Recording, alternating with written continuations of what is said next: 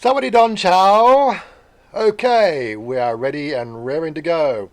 Saturday morning. Good morning, Jade. How are you today, darling? Okay, well, there we go. It's a quick pickup. Get myself comfortable. And let's get this show on the road. So how's everybody this morning? What's everybody doing? What's their Saturday itinerary? Tony Hansen, welcome from Charlestown, SC. Not quite sure where Charlestown, SC is, but anyway. Getting ready to go live stream yourself, are you? Well, competing live streams? How dare you? On Facebook, okay, fair enough. Well, let's get the review out of the way. Where are we? So, as I said, the way I normally start this thing here is South Carolina. Okay, good on you. It's very hard to know all the different acronyms for the states if you don't live there. Okay, so as we've said before, the way the program runs, we'd go to the first 15 minutes or thereabouts, just going through a bunch of Thailand genre channels that are on my Facebook page, or they've contacted me, or I'm associated with. I don't cover every vlogger out there doing Thailand because there's quite a lot. I don't cover some of the bigger channels because again there's this unwritten rule. You don't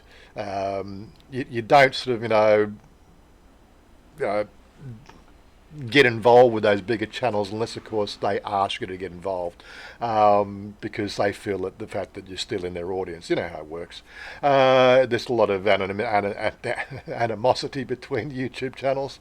It doesn't fly with me. I'm ready to help anybody that's doing something good for Thailand, and pretty much what we cover here in this particular roundup is the channels that seem to have a pretty good slant and feel pretty good about Thailand and all want to be sort of part of the same team and getting the good news out there.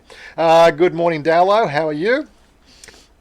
Okay, so it looks like Do More Life. He's actually running his stream at the moment, so I won't put that one on there.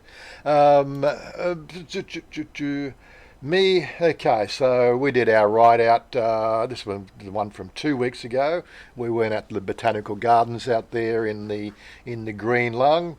If you're not quite sure where that is, probably easy if I just actually click on that and then go to the show more. And we have, where is it, Sabadee Cafe? Yeah, there we go. There was the Botanical Garden map. Lucky Luke, g'day.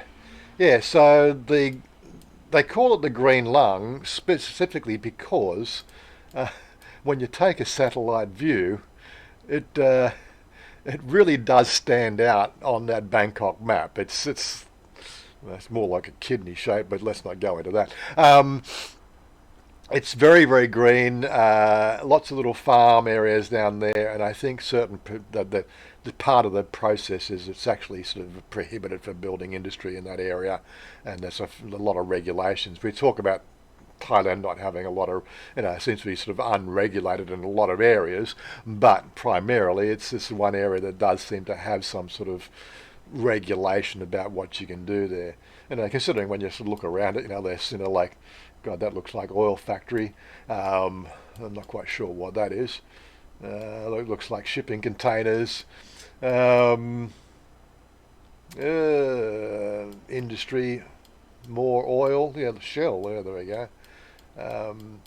So they call it the lung because supposedly it does help, with the pollution sort of side of things here in Thailand, but not very much these days. Anyway. So that was the video I had out. I think I released that last Thursday. Moving along, Maggie's been very, very busy lately. I caught that she was doing a live stream this morning. Was it no? 7 hours ago. She was doing Maggie Live, continuing. So she's done a couple of live streams there. Splash Jungle Park in Phuket. Doing sort of like a checking that out there. Maggie gets surprise Halloween. She's been really sort of hammering hammering the scene quite lately. Good morning, Andy Stubbs. How are you? Um, the only thing I'm concerned about when you start doing that sort of many videos, you can sort of start to get that, in one sort of sense, burnout, or you think it's going to sort of lift your channel, and the channel lifting is a difficult game. Hitting the right targets, hitting the right sort of, hitting the right trending sort of type of topics that you might get over here, and you can get very disillusioned very quickly if you start to put all the work in and sort of no instant reward. The reward comes later. Just that I've always said, 3 to 4 videos a week is probably about, a good medium that doesn't really cause a burnout. But everybody's got to try their own thing. Shane Caspins has it still back in his home country. What's he doing there? Uploads. Walking around Mackay. Hi everyone. Unfortunately, I've got to do my little thing. What's she talking about there? Now in China. So she's doing a stream from China. Phuket Phuket Resort. 6 days ago. Fair enough. Let me just turn that translation back off again. Close that because it stuffs up everything else. Okay, Chuck is doing roundabout trips around Thailand. Tony, Thailand. It's actually there's a lot to be said about Thailand, and there's a lot of negativity we hear about Thailand as well. As I think we've covered that in the past, and we'll continue to cover that. Bad news travels faster than the speed of light, as you know. It's probably the only thing that does in this universe. But aside from the bad news, which sells newspapers and sort of gets people sort of hot under the collar, there's a lot of good stuff to be said about Thailand. I've been sort of catching a few sort of comments from people who have been doing the exit sort of process and checking out Vietnam and other locations in Asia and are expecting to find something better. But they're sooner or later finding out the fact that Thailand itself is still the best place. Even with a few of the negativities that go on here. Good morning, Maggie. How are you today? But yeah, so retirement. It's one of those sort of things now. With the building of the Thailand economy. Thailand, 30 years ago was the place because it was so cheap to live. Thailand still is relatively inexpensive. But with our want to have all the latest doodads and gizmos and mobile phones and shit like that, you'll find the fact that there's really nothing to save here in Thailand at that level. Thailand is great for food. And great for very, very inexpensive food, and there's a lot of channels out there that are doing that. How cheap can you live in Thailand? And if you do the sums properly, if you get yourself what they call a one room, or what they call a loft apartment, I'm not quite sure what the exact name is. They're about a 30 square metre apartment with an ensuite. They're just one room. A lot of Thais in their in their adolescence and 20s tend to take those sort of apartments there when they're single. Out this area, you can get them for like 3,000 baht a month or 3,500 baht a month. A little bit further west, when you get them, they're a bit cheaper. I think I've seen them as low as 2,000 baht a month. So that on top of food, which like you can get 3 square meals a day for 100 baht basically. You start to add that up. You got a roof over your head, you got food in your belly. Oh, Stephen, good morning. You get 3 square meals Good a morning, day. mate. Yeah, I'm you just just got to mute the live stream and you're good. Yeah, there we go. um, all good. Not getting okay. it's all right. We're good now. Yep, we're good. Yeah, so 3 square meals. Are we Um, live? we are live. Yes, we're in the live streaming live thing. How long have you been on for? I didn't catch that. It went all muffled. How long have you been on for? Oh, 10 minutes. Sorry, mate. Then. Yeah, you are. That doesn't matter. It's just Yes, as I was saying, 3 square meals, roof over your head. You know, buying clothes at the local markets for 200 baht for a shirt, 200 baht for a pair of shorts, 200 baht for footwear. You can live very, very inexpensively. When you start to live and want to have a lifestyle as a Westerner, that's when it gets to be really no better than where you're coming from in most real terms. A price of a car is more expensive. A price of the mobile phones are about the same as what you're paying in the West. Price of all the doodads, all the stuff that they force you to, like all the advertising sort of says, to be the best, you got to have this. To be the best, you got to have that. What we call in the West, or we in Australia, we said keeping up with the Joneses. That's when the price starts to escalate and it just gets out of hand. But outside, if you want to have, a simple Thai lifestyle, it's a great place to look at for a destination to live. You can live cheaper in other Asian countries like Vietnam, in some sort of respects, but I don't think that's really what Westerners are looking for. The communist state sort of overture that in those countries doesn't really sit well with a lot of people. Anyway, me rambling on about sort of what's good and bad doesn't really help. Lucky, look, how's the new Oppo going? Well, actually, it's a Realme. It's not an Oppo. Well, just to clarify that, Realme were part of Oppo. The guy that runs or owns Realme, he did an exit from the Oppo stable, I think 18 months ago, to sort of target a different layer. Long story short, it's a great phone. I'm thinking of buying one for mother. So I bought her the last phone about 7 years ago, and it's like really crappy now, like a Samsung. So I'm looking at getting her the Realme 5. I'm also looking at the alternative. I think the only alternative I can come up with is probably the Samsung A30, but we'll have to wait and see about that one.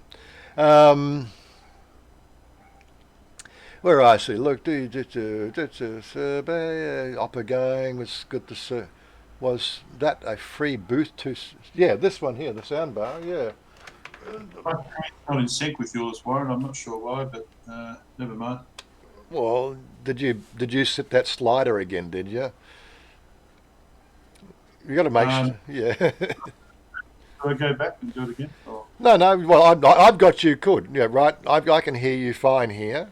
Right. just our screen's not in sync, so it's hard to talk to what you're doing. But that's all Well, right. that's because you're listening to the audio on the live stream and not listening to the audio on the Discord. Uh, Right. You got to enable the audio me on the Discord and turn off the. good. I'm not used to weather. Yeah. Anyway. So anyway, no, huh? So No, where are we going? Yes. So the sound bar. I actually haven't used it. It's just fully charged, ready to go. But where are we? Tony Hansen. I'm a Buddhist. I would feel right at home. Oh well, that's nice to know, Tony. Yeah. Well, I don't think you'll have a problem sort of fitting into the culture here if you're already sort of practicing that sort of particular spiritual pursuit. You Um, going, say what? UXP?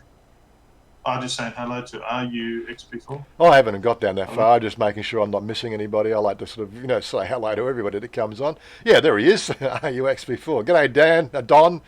Don. uh, yeah, Chuck does live a good lifestyle, I must admit. Anyway, so moving on with the show. Thailand Unplugged. Yes, he did his. He did like a weekday live stream. Is that? No, that was his news. Sorry, that was his news channel. I kept on getting the two of those confused. Um, uh, Jocko, Chiang Mai, what's he doing? He's best again, still in Hua Hin, checking out some more stuff. He did, I said the down to the fishing pier the other day. Now Sampran Nan floating market. Okay. David Daly, no, he's still in the Philippines. Fun for Emily, again, he's over in Vietnam. What did he do in Vietnam today? Another trip. So, again, if you're looking at alternatives to Thailand, check out Fun for Emily, and have a look at some of the points of view that he's showing there. I think he's doing a pretty good job.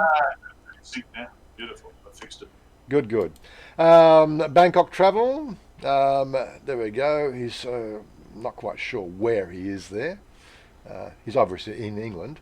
He does his Thailand chat live streams about everything Thailand and whatever everything else. King Power Memorial Garden. I don't know. Is it? Anyway, I'm pretty sure he's not in the country, so maybe it's back recordings or the stuff that's in the can from before when he was here. Foreigner Joe. He's up there hanging out with Chuck from No Time to Be Sad up north. Direction Bangkok. 10 ways Thailand differs from the USA. So again, he's doing still at that comparison stage, doing a lot of sort of hypothetical discussions. That's his style at the moment. Dan about Thailand. Alley Cat Restaurant, hidden gem near Khao San Road. We did a walk around up there. I don't find anything really so fascinating about Khao San Road. Some people just rave about the place. I think it's overcrowded and it's just, there's so many other better places in Thailand. What was that? Hipsters in dreadlocks. That's all that hang out there. Yeah, it is. It's just it's just basically it's a foreigner hangout in Bangkok. Just like a couple other places. There's just no dancing girls. Well, where all the young people go to celebrate. Young backpackers and all that sort of stuff. Yeah. That's the next destination. Oh God. Okay. Live stream from Nid there doing some more yoga. She seems to have a pretty good following when she does her little yoga live streams. That foreign bloke up there 3 days ago, back to Sweden, Austrian Airlines. Okay, Colin in Thailand, building part 5. So he's part 5? Where was part 4? 3, 2, 1. I missed something there. Okay, so not quite sure where he's sort of getting the part 5 from. But anyway, he's obviously talking about some building part 5 over there. Banana King, they're doing a little bit of technical jiggery pokery up there. Our Thai journey, this is part 2 of his little Kanchanaburi trip. And I've already sort of been speaking with him. Note really didn't like him filming her in her swimming gear, but I'm sure they'll get over that. Live Travel Asia, he's just doing his thing over there. Must visit Bangkok attractions you never knew. Well, pretty much okay. We covered that last week on our live stream. Maybe sort of took a few things. The giant swing, the cat temple. Okay, I've done that on a walkabout as well. NDTVI said Nick down there in Pattaya. Oh, there we go. So I didn't have to do that. Yeah. So Taco Tuesday. I guess they went to go eat tacos. In TVI, Pattaya, another funny channel. Yeah, it is. He's a funny bloke. I do that, and so is big fat bestie.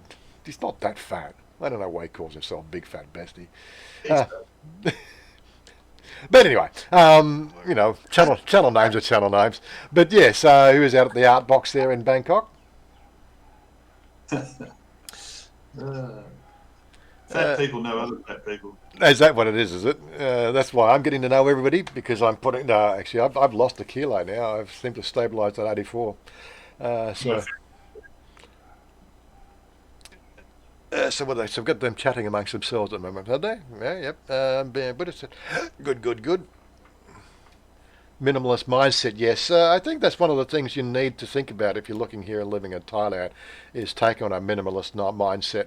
I think we've talked about it with privately with Stephen and a few other people. If you're going to make the move to Thailand, sell everything. Try to reduce your life down to one or two suitcases. You don't need this shit. You can't take it with you when you die, right? Learn to live minimalist. Okay, I got a few extra gizmos now. I got the computer. I got a printer. I got I can still stick this all in the back of a car. You know. Teddy? So what was that? You still have your teddy? Teddy? Yeah. What? Oh, no, I don't have a teddy. And the mum gave. No, I never had a teddy. Well, actually, I tell a lie. I know I had a little koala bear when I was about 5. Yeah, you still have But that was a long time ago. have I'm, your condition. I'm getting muffled sound from you again, Stephen. So again, I think you're Oh, using. sorry, I'm an idiot. Sorry. No. It's not the. Basically, it's the fact that are you using your boom mic or are you using the mic from the camera? How's that? I don't know. So every when you start to say something, that first Yeah. word is very muffled, if you know what I mean. Oh, Because it shouldn't be now. It should be perfect now. yeah, it's just one of those sort of things. It's the when you use the camera speaker, right? It's going through the Windows sound system, right? And the Windows sound system is trying to do noise cancellation because it's feeding back through the system. Whereas if you use a little headphone mic, and then it wouldn't wait. And Okay, I'm plugged in now. I yeah, just have so many things to think about. no, it's just I know the problem. But anyway, so it's just I don't want you sort of people sort of having this every 5 minutes to say, "Can you repeat that first word again?" Oh, okay. No, I But said, did you bring your teddy with you? yeah, I sort of said I didn't bring one. I haven't had a teddy since I was 5. I'm I had a koala bear. not giving everything away. I'm taking my teddy with me when I You're leave. you're going to bring a teddy with you, are you? Mm. Yeah, I thought there's better things to cuddle over here when you get over here. But anyway. But lucky Luke reckons I sound like R2D2. Start doing the beep beep beep beep beep beep. It's C3PO. No, R2D2 who does the beeps. It's C3PO. it's, Oh. he's the talking one. Anyway, moving along. So yeah, Bestie was out there. He was on the art box. I still haven't gone to the art box. I must make a trip out there. Stephen and his live streams. He did his. So there's 2 coming up. There's one this afternoon, one tomorrow, Did you as say usual. art box or art box? The art box. The art Oh, box. okay, sorry. Ty with Sarah. Okay, it's going to be a bit more of a spruik here with Ty. I actually met up with Sarah yesterday at the meetup.com FFB meetup in the Emporium. She dropped in halfway through the lunch session and had a great chat with her. She is absolutely a wonderful soul. She I was the, bet you had a great chat with her. um, so she was there. We had Tim there as well, and we were sort of just talking shop pretty much all afternoon. It was great. I do plan to do some video with her. She's such a fresh soul, and I'm really enjoying her Thai lessons. So how to order drinks in Thai, that's a big one for you guys out there when you're coming. Right? The one thing you really want to be doing when you get into the bars, ordering the right drinks, that's going to help. How do you order them? How do you order them? Oh, well, I say your shout. yeah, that's right. Yeah, I'm sure you do. Um, yeah, so yeah, so my Doesn't mate, cost me anything. I say your shout, Wazza. yeah, Smirnoff Ice, Gao Yai. I like it in a big Oh yeah. glass. Oh, large glass, large Yeah, glass. large glass. Yeah, Smirnoff Ice Gao Nam King Yai. cup. Yeah, Top Nam King. Nam King. Nam Kang. Yeah, so Nam Kang crab. Yeah, so you want some Yen extra yen. ice? Yen. Yen. Cool, But cool. What? nice and cold. Cold. Oh, okay. Cool. Nice and cold. Yeah. Okay. Right, you've got to say yen every time. Yeah, yen. Yeah.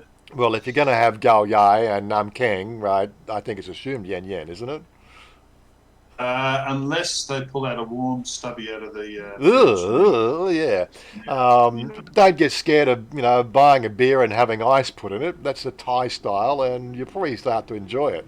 I know if you're from Australia, you might think it's really sort of sacrilege, but it's just when you're in Thai, drink Thai like the Thais do.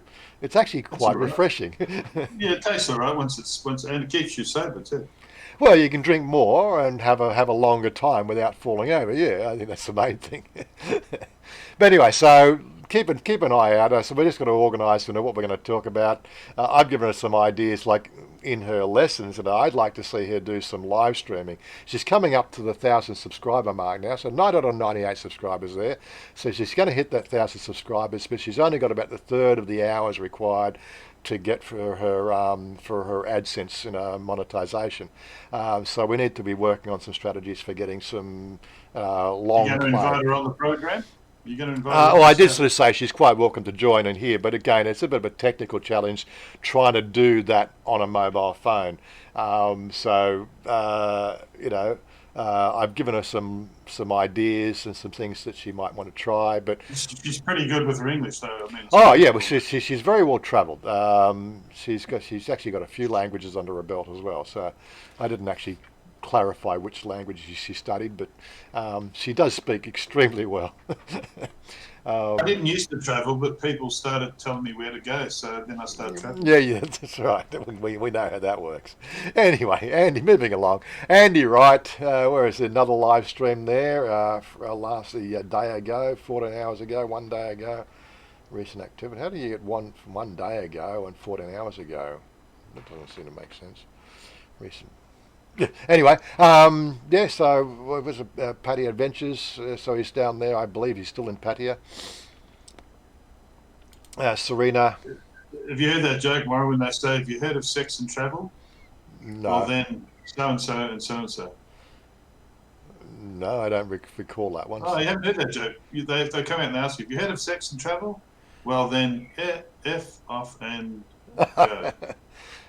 See, the go forth and multiply. Yes, Serena down Sex and there. travel. Serena's in Thailand. She's all dressed up for Halloween. We've just had Halloween, so happy Halloween to all those Americans over there. Do Um, you go with beers for her with her as well, or not? no, well, she's in Phuket. She's too far away.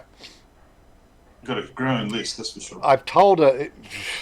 I've told her when she comes to Bangkok, then we'll get together and say Of course you hi. have. Oh, of course you have. Yeah. But as I said, Only good. Only good. I did explain to you last night why am I not going You longer can't trips. you can't set me up with one of them, can you? Oh, you like lady boys? I can set you up with a lady boy if you want, but I'm not playing matchmaker. I'll square it away between you and her first, and then I'll make sure that I can be there as the chaperone or the introducer, and then it's up to you what you do from there. So I can spend a lot of lonely nights at the Down Under bar. I am not playing matchmaker with anybody. That's it. Sorry. I'm just gonna sit at the Down Under bar. That's one way to lose friends and I'll be on alien. my laptop. I'll be on my laptop. How to lose friends and alienate people. Matchmaking. Anyway, so she did dressing up for Halloween. Thais are getting into the whole Halloween scene at the moment. Every year it seems to be sort of getting more and more Halloweenified. I've got Love American customs. I've got a video coming out, probably 2 or 3 videos from now, where we went to the Seacon Banquet and Chanya bought me a T-shirt, horror-looking T-shirt. I wore it yesterday. But yes, we had a little bit of a Halloween thing down at the Seacon, which we filmed. Anyway, getting back to let's just square this off. Okay, so Serena, Thai girl gift. My first few days in Isan. Obviously, sort of her video from being together with Chuck and Joe up there. 20 seconds in Thailand. So was it Thailand style vlog 474? I haven't checked that one out, but can't even really make up what he's talking about there. Anyway, Thai-tastic. There's another video. I think we did a waterfall thing. That's right. Some drone footage and waterfall. But That's right. for anybody who hasn't seen that waterfall video from Thaitastic, it really is really well shot, isn't it, Warren? Really Yeah. Well, good. I had a couple of looks at it. I can't show it per se, No, no. simply because of of course, Get a bloody real-time bird's-eye view of get your get rid of the damn ads. Come on, seriously. What you have, when he shows the waterfall in the lagoon, there's an actual reflection of the Buddha's head. It's really clever. Honestly. Ugh. What, 15 seconds of ad? Go and get rid of the ad.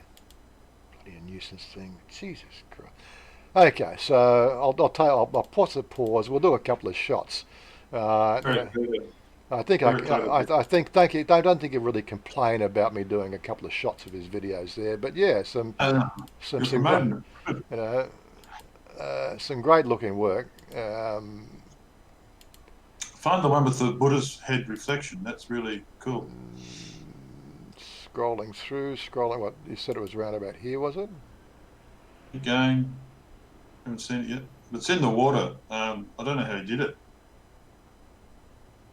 Oh, there. Yeah. Oh no, that's a filter overlay. That's Oh, that, okay. that that's I'll do a that. that's a what they call it. It's a Yeah, superimpose. there you go. There you go. Yeah, Doesn't do it justice there, yeah. but it really. That's his logo superimposed as a sort of a like a. Oh, okay. I thought Yeah. he somehow got a reflection No, of it's, the water. yeah, okay. Yeah. But yeah, I don't want to sort of take all the fun and palaver out of it. Yes. Yeah, Well, you've already done that. You've already done yeah, it. it's all right. But yeah, so some really nice work there. You've ruined it for all the idiots. Yeah, haven't I ruined it, Frank. Come on.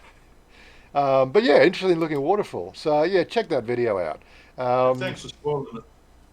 I'm not spoiling it.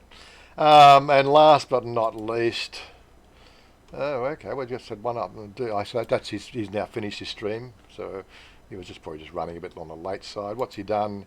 Must be his second Thailand birthday. There you go. Thailand Blues. That was a video. I don't know whether he was feeling blue. I didn't check that one out.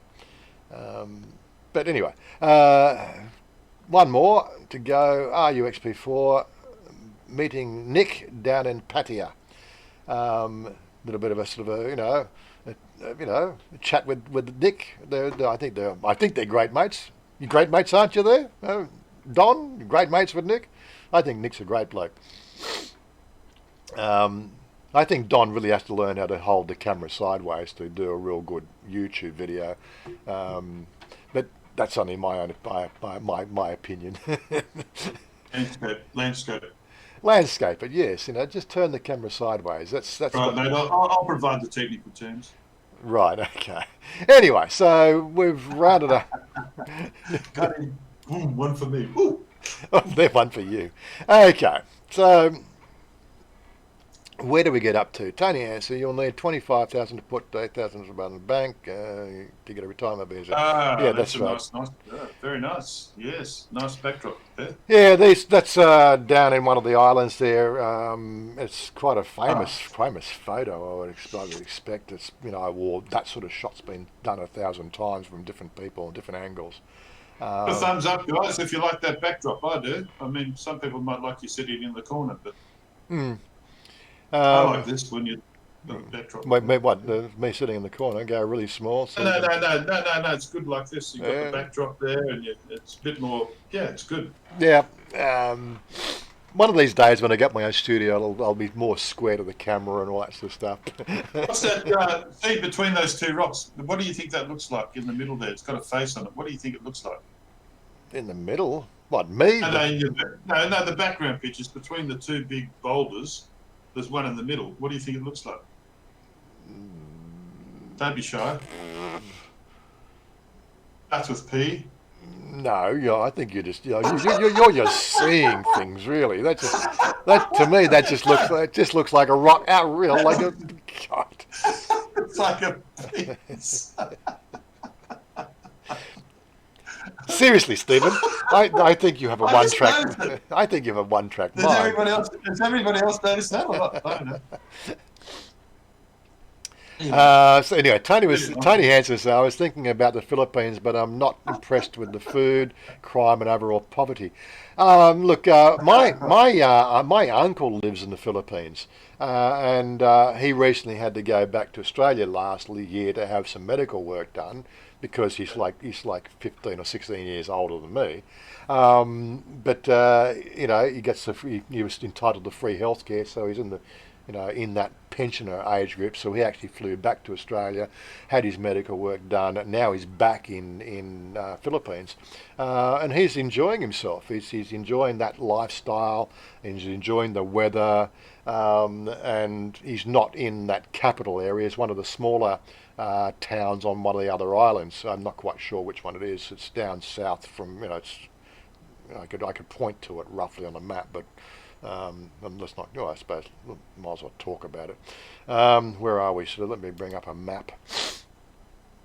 I know roughly where it is. I did investigate one day. You close to your uncle, or you might visit you, or you might visit No, him? well, so he's down this area here. Um, Cha, uh, Chayang de Audio, I think it was. I'm pretty sure it was there. Um, So it's not in Davao City, but it was up in the top here, and he enjoys the lifestyle. Really, sort of Mm. says it's laid back. It's a speed that you're looking for a retirement destination. If you stay out of Davao and you stay out of Manila, and I think Davao, Cebu, and Manila are the three places you probably want to. You Go won't away from. you won't have that sort of laid back lifestyle, but pretty much all the other No. places they're just so laid back. You'll um, be lying down, but it won't be laid back. Lying down, laid back. So he's in here. They said he's been there for quite a number of years. The only reason why I went back to Australia was to get the medical work done. Mm. um, Anyway, so moving along. Bill Simpson's good afternoon or good morning. Maggie's laughing. I don't know what Maggie's laughing at. What's she laughing at? I don't know. You've been talking to me, not watching what they've been talking about. Is that right? She laughing at Bill Simpson. Oh no, Lol Stephen, air conditioning. A rockin' balls. Maybe she's laughing at them. I don't Oh, know. okay, right. Yeah. You've all got one-track minds, seriously. Oh, I Uh, mean, it's just Sing song will get you two beers.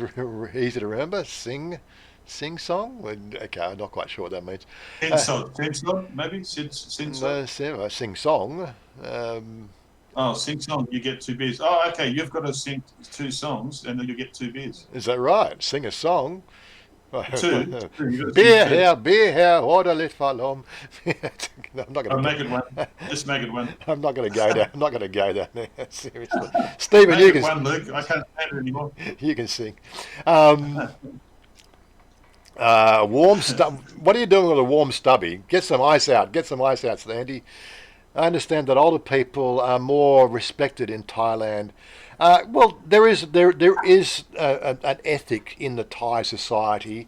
Once you start to make an attempt to integrate into Thai society here, you will find Thailand is a really, really pleasant place. I get along with the locals here in our sort of little Muban. Well, okay, I don't have meaningful, deep and meaningful conversations with them because we are challenged with the language. But there's a few of them up there, and they know me. Say hello in the morning when I go down to the road, go to get a taxi or something like that. They're always, I if they're older than me, I will weigh them first, and then they will weigh me back. And again, the younger ones who have determined that I'm probably a little bit older, I will get away from them first. So that's the sort of I should weigh you. That's that's basically what right. I'm You saying. should weigh me because I'm here. Why, not weigh? Why? Why? The why. Right, and I expect a why at I this. can weigh you. It I is can weigh why, you if you why want. at this level. I want high respect from you, Stephen. I You can know, put you on a I scale. will And I weigh can you weigh you. here. I will weigh you here back, okay? Because No, you'll I, weigh I'll. me, not weigh me. If you weigh me, I'm overweight. Weigh me. Anyway, but yeah, so it's just the normal greeting. Like you in Australia, you might say, "G'day, mate," that sort of thing. It's just sort of a colloquial thing here in Thailand. It's just polite to walk down the street. And as I said, it's once you recognise who people are, if they're younger, they tend to weigh me first. How's it going? I tend to get the middle finger. And then I would weigh them back, and then of course if I've determined that they're of a more senior than me, right, I will weigh them first. If I'm in doubt, I will weigh them first, and it just goes along really well. It's part of the way of being here in Thailand. It's one of those sort of things you remember. I think I've got something I was going to. Yeah, I've got something I was going to bring up for a discussion, which we might move into shortly. I think we've broached on it before, but I found a nice little website that sort of encapsulates it. But we'll get there shortly. But where are we? Sort of sing song, yeah. Helps to be challenged. Helps to be challenged when you're in Thailand. Just basically, just helps to be challenged, and then if you're challenged by the language, it's a bonus. Yeah. I'm challenged. I'm mentally challenged with everything. I can't do anything. It's the Wild West, right? It is the Wild West here. Things don't just automatically happen like it does when you come from overseas. There is a method to their madness, and it's the fact that most people just want to enjoy their life, and that's probably one of the best things about Thailand is the overall acceptance of their station in life. I know that they don't like it, but they don't voice publicly their opinion of their hardship. That they keep that within themselves. They share good moments with each other to lift each person up.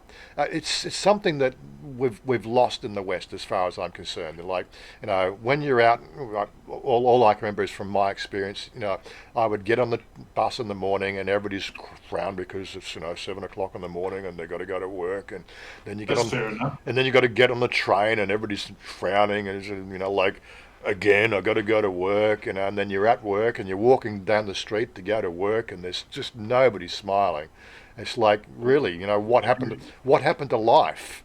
We're at work, Warren. We don't want to smile. I know, but like I see it here. The Thais are working in whatever they're doing, and they're happy about it. Right? They're probably earning more than us. They can afford to eat, yes. But yeah, so and it just brings you down. That sort of that constant frown of the people in the in Australia that I had to deal with every day. It does. I'm frowning now. I'm frowning now. Yeah, it does. It does lower your want to participate in society. But over here, like again, there will be areas frequented, and mostly, foreigners, having a bad time because the beer's too warm or something. But you get out of the Farang areas of Bangkok and Pattaya and Phuket into the Thai areas and start to enjoy the Thai lifestyle. You are going to have an absolute wonderful time. And as you sort of said, the elderly treated as a burden in society over in the West. Sort of it's an accepted part of their tradition over here. The fact that family is family. Your parents looked after you when you were growing up, so when they get old, it's your position in life to then look after the elderly parents. What's wrong with that? I don't know why people seem to have a disdain for this particular attitude in life. Why does it become a governmental responsibility? I think we've completely lost the plot on that whole idea, which hopefully will wake up. The world will get woke to the whole problems. But again, anyway, moving along. Rant over. Don Wazza, you released a video this week to bike ride and your house hunting. So there's two I did. Yeah, so the house hunting and bike riding. Was there something you wanted to say about it? I don't know. You released I a used to video. live in this week. Geelong, Andy Stubbs. I used to live there. It's a nice place. Yeah. Um, okay, so Bill's. I'm just catching up on the thing. Yeah. Okay. 2:38 p.m. and so you're in Geelong, are you, Bill? That's good. Good. Um, Sing a beer. A good rule of thumb is to treat everyone with respect. Yes, certainly. Like again, I think that's part of your Buddhist, Sky Buddhist background there, Tony. It is one of the mandatory. Like I said, we do have it in the Christian, vernacular as well. Like they talk about Jesus, and I think I read in the New Testament the one thing you get out of the New Testament is treat everybody as you'd have them treat yourself. I think Christians seem to have forgotten that major tenet of the New Testament. Just seriously, if you can't have fun, then you're probably on the planet for the wrong reason.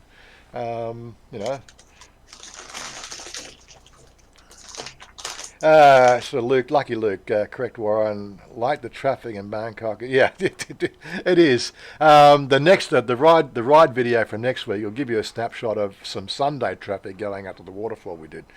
Oh my God, seriously. Actually, it wasn't too bad going out, but that trip coming back home when pretty much everybody, on the weekend, they get out of the city. And then there's this one major road from the northeast coming back in, and it is absolutely manic. I don't know how Thais can really even sort of say that they enjoyed their weekend if they're going to have to sit for 2 hours in the traffic getting back into the city. But they do it every week, so it's a mystery. A bit wet. Yeah, we've actually the temperature over here today. I was actually going to bring that up. Bangkok weather today. It's Chanya was actually dressed up in. She was going to the salon to work, but she's dressed up in like what I would call sweatsuit sort of style. Something I bought her a few years ago when she was in Australia.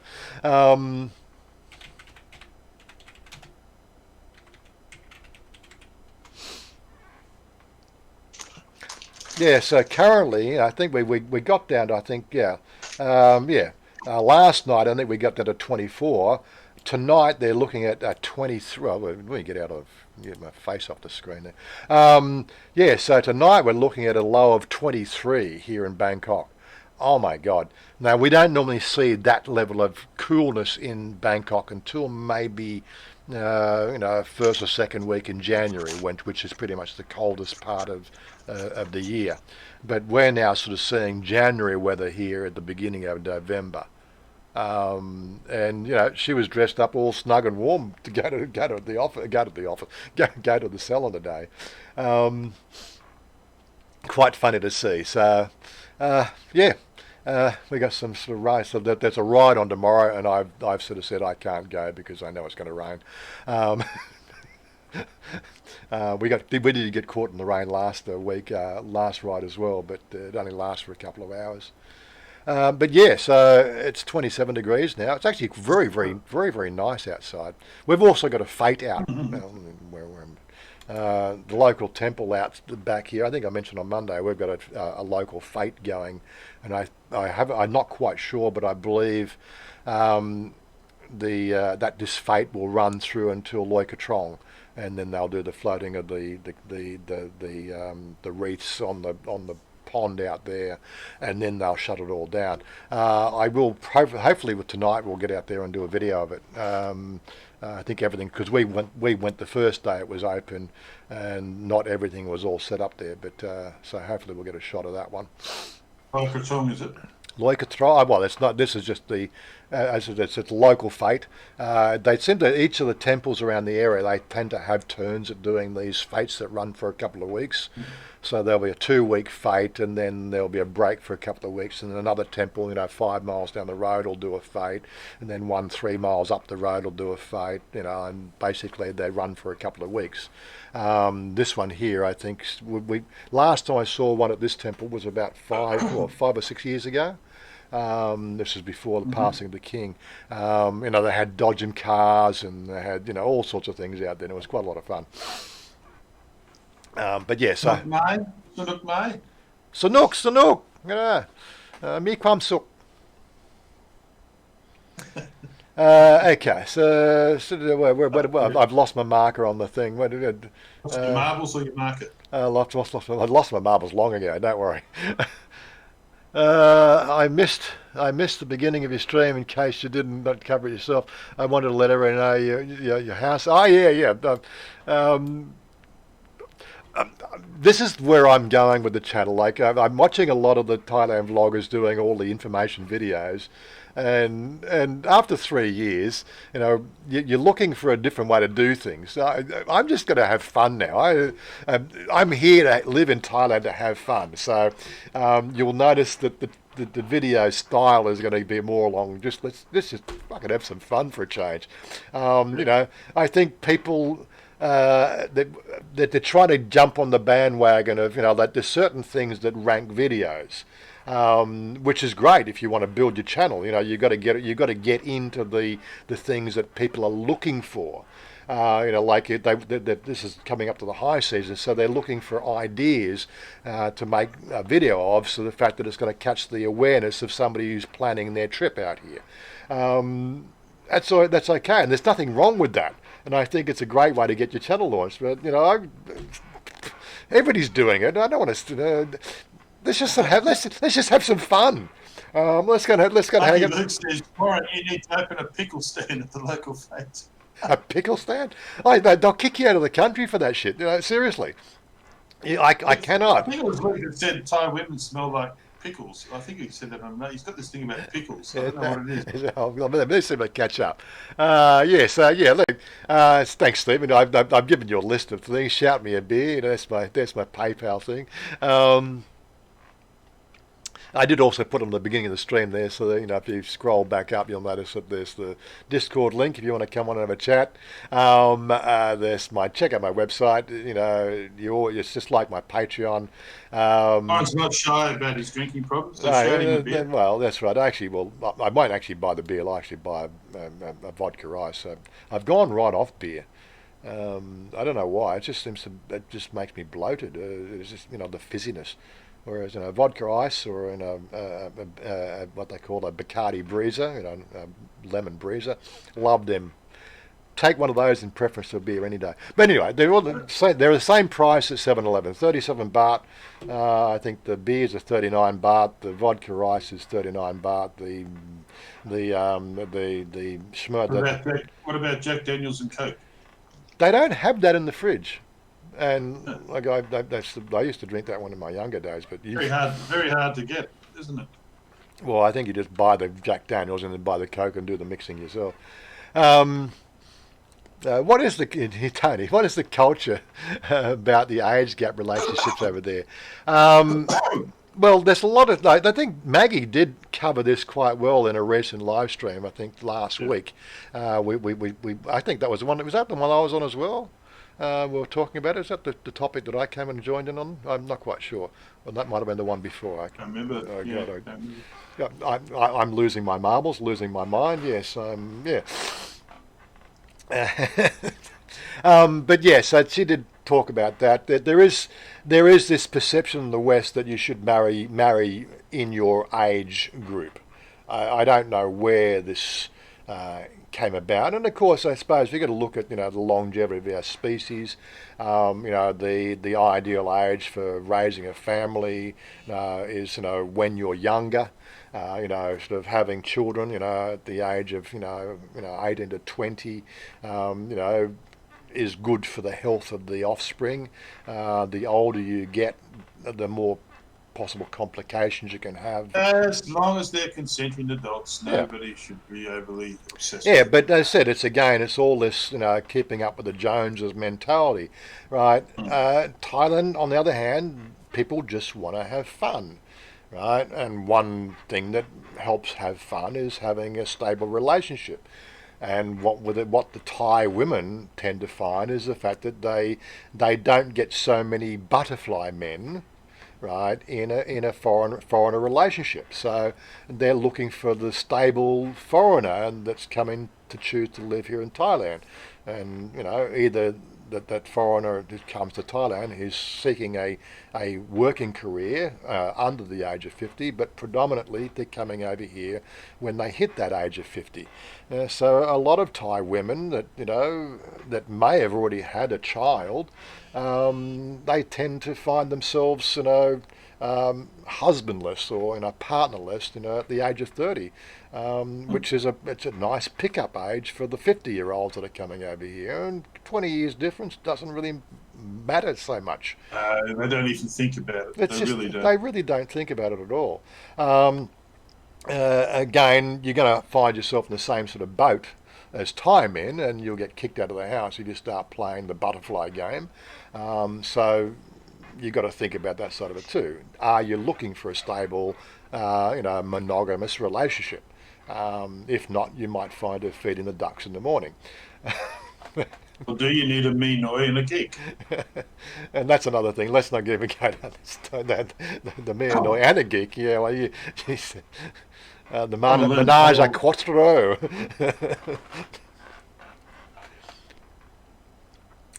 I want a Thai lady, a Minoy, and a geek. Really? Oh my Why God! not? Yeah, You only live once. You only live once, yeah. Unfortunately, one of those will definitely be out there feeding the ducks in the morning. I always ask myself, what would Hugh Hefner say? You know what the Thais are like. They get very jealous, and they'll be out there in the morning feeding the ducks. If you start have a geek in the morning, a Minoy in the afternoon, and your Thai lady at night. Yay! You're setting yourself up for a world of hurt when you get here, I tell you. Is Hugh Hefner still alive? He was a genius, wasn't he? He had more Minoys than you could imagine. Okay, Google. Is Hugh Hefner still alive? Then ask, what's the Minoy? The cause of death of Hugh Hefner was sepsis. Hugh Hefner died on September 27, 2017. Hugh Hefner died in Playboy Mansion, Los Angeles, California, United States. There you go. Google's resolved that issue for he's dead. Okay, ask Google, what's a Minoy? No, I'm not even going to go there. I want different answers. Oh, there you go, you're right. And ask it what a geek is. I bet it doesn't know. Okay, Google. In Thailand, what is a geek? A geek. According to Amazon, a geek in Thailand is a lighthearted but perceptive look at one of the world's most visited countries from the viewpoint of a young foreign resident. No. I think that's it. Okay, Google. What is a geek in Thailand? Geek or geek? According to Kino No, it's Korea, not. a It geek doesn't. in It doesn't Thailand want is to a pick up lighthearted Thailand the from a young geek foreign word. resident's perspective. This is the thing. So geek is a Thai word that Google really doesn't.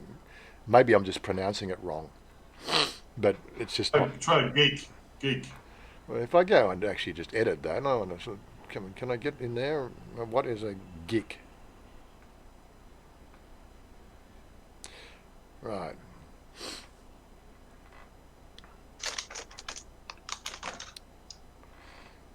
Okay, she's not going to read that one out. The Thai Health Production Foundation, more than 70% of Thai men have multiple sexual relationships.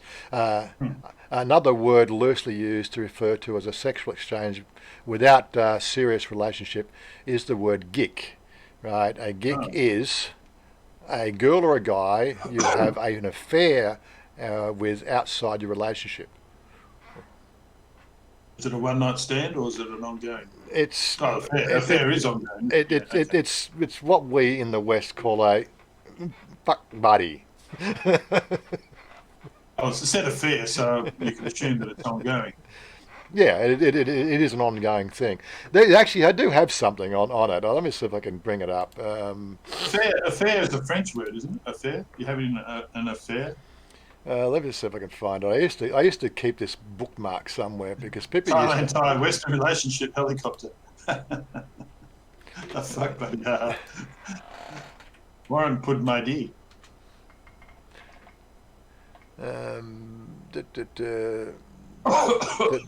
there was this thing in this website. If I can find it, definition. Looking for. I've got something here that's written on one of these websites, but it's called the 10 things about a Thai geek. Because it's not written on the toilet wall.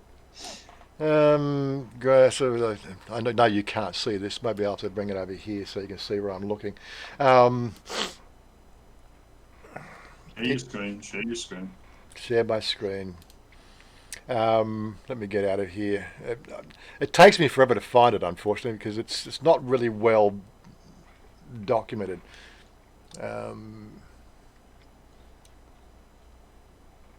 Special interest.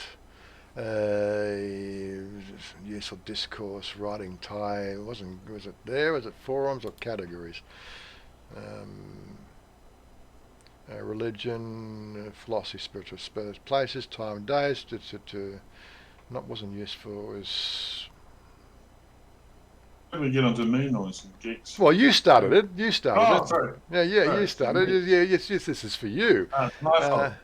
Every day. That's for me. It's you're doing me a favour. So I can't. You're certainly bloody running with it really well. I can give you that. Yeah, I'm trying to cover it. Where was it? It was everyday communications.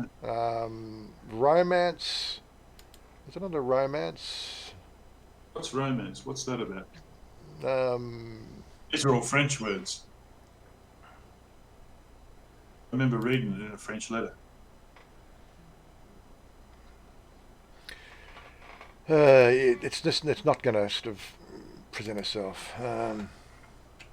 Yeah, romance. It's all those dirty French bastards. They've got all these words. It was something like that. It was.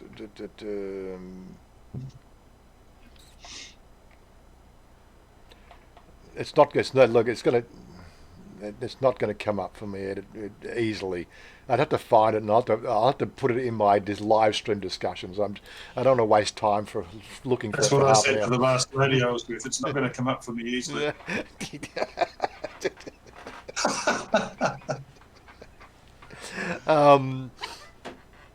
Look, I've lost my place on this. I've lost my place again. So where are we up to? We're talking about geeks. I know. Well, you were talking about geeks, and you took me off on a little side tangent there. I just have never seen one. I don't know what it looks like. But anyway, I'll have it for next week. Okay. What you're saying is every Thai man has 3 women. Is that what you're saying? No, it's that actual the thing I was looking for is there was the 10 do's and don'ts. The 10 do's and don'ts about a geek, right? There is this Thai saying, or there is a little thing that goes around the whole geek phenomena. And it's on that Thai website, so I take it as a fact that colloquially it's fairly accurate. Otherwise, why would it be on that website? Because it has really nothing to do with the language. It's one of those little tidbits of information that they have. So the geek is the lady that you're having an affair with. What's the guy? No, the geek is the partner. It doesn't matter. It's male or female. Okay. Right. Anyway, so I was. Where are we?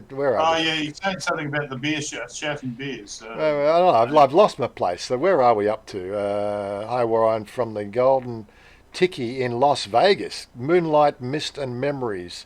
Question: are Thai ladyboys more uninhibited in behaviour versus their Thai female counterparts? It's warm at the Tiki. The rum is flowing in Sin City. Okay. I think it depends on where you are and who you're talking to. Now, I would think that, in my experience, seeing a ladyboy working at a local, supermarket or, in one of the malls, at the chemist or in a fashion boutique, they are just as inhibited, and reserved as a regular Thai girl. Alternatively, when you go to some of the night spot places, they can be a little bit more in your face or more forward. And emphasise their femininity a bit more. Yeah, they do strut their stuff more boldly, and they will be a lot more forward, because they have a very limited, you know, Thai women have 90% of the male population interested in them, whereas the Thai ladyboys would maybe only have 10% of the relation the male population interested in them, if you know what I mean. And I think those numbers are actually probably skewed a little bit too. I probably wouldn't say 10%, maybe 5%. Thai foreigners coming here into the night spots in Thailand, maybe 10% of those men are looking for a little bit of fun, and they know that, and they will play to that.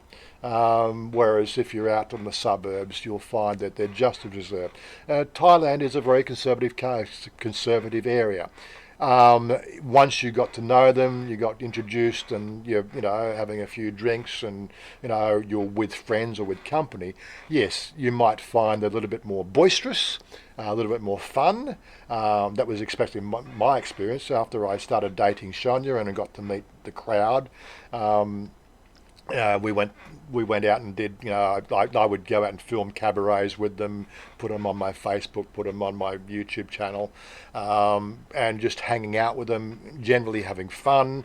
I'm very easy to talk to. Yeah, I mean, yeah. Thai women always come across to me as like I've known them for years, even though I've never met them. Yeah, Sometimes I would be out backstage, right, enjoying, eating with them, right, and they're quite openly getting changed in front of me, and they had really sort of no embarrassment with that whatsoever, if you know what I mean. So that's giving you a bit of a snapshot in that cabaret industry, right? Once they got to know me, I was accepted as just one of the crew who was just there to take the filming, did the filming. I was like the film crew, you might sort of say, because they would then share those videos I shot with their friends on their Facebook groups and so on. And I was just one of the people that was hanging out there. Didn't dance or anything. I was just part of the team, So they were very open and very forward and very, just like just a family. But as I said, it took 3 or 4 visits before I got into that level. I don't know. Does that? Am I rambling on too much? I don't know. I think it's probably the best way to describe it. Yeah. I forgot the gig. Have a mea noi, yes. I have noticed that, yes, Tony, I have noticed that the Thai ladyboys are more feminine than a lot of, yeah, definitely. They do present themselves extremely well. I don't know why that is. I just think it's the competition level. And of course, well, a lot of Thai men are very, on a features level, are very effeminate anyway. They don't grow, like facial hair. Their biology, when they go through that change of life, the adolescence, the male hormones kicking in, their facial hair, their body hair is minimal.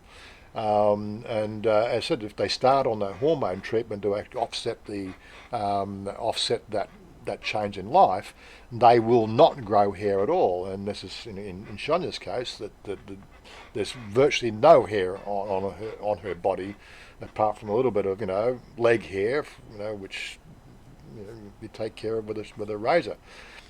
I've got a theory. I think we should ask ladyboys for some tablets we can take to grow our own head hair. Well, I made a joke about that at the pharmacy. Shania was getting some hormones, and I said, over the counter, I said to the chemist, because she speaks English, I says, have you got some hormones so I can grow my hair, but I don't want to grow breasts? And she had a bit of a laugh. Yeah, I was going to say the downside is you might grow a set of breasts. Yeah, that's right. Wouldn't worry you. You've got a good set, haven't you? You're Nom Yai Stephen. My hair's all right. I'm starting to get nervous as I hit my 60s. Okay, so Thailand, Thai, Western. Is Chanya a jealous type? Well, yes and no. It's hard to describe. Yes, every time I go out, she will sort of say, "Why you look so handsome?" You know, and then she'll say, "You go see Gig." I so jealous, but I think more that's just reminding me of the fact that we're in a monogamous relationship and not to play up. She's pretty good with it. Isn't she? Yeah, she's pretty good with it. She has to be with you. We never fight about it. We always have jokes about it, right? And then when she gets all dolled up to go somewhere as well, I said, "How many gig you seeing tonight?" And so we play off each other like that, But Well, I think that's one of the pluses of your relationship with the ladyboy, because they can see it from a male's point of view too. Yeah, that's another part of it as well. So yes, she feigns jealousy, but more for the conversation piece and to keep the relationship sparked and alive, if you know what I mean. That's why Warren bought so many dresses. Yeah, I'm always buying her dresses and it's just you've got to keep her happy. You've got to keep the girl happy. Warren's making merit all the time. I mean, exactly.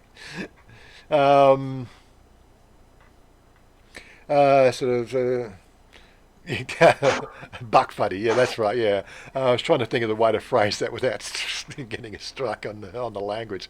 Thai,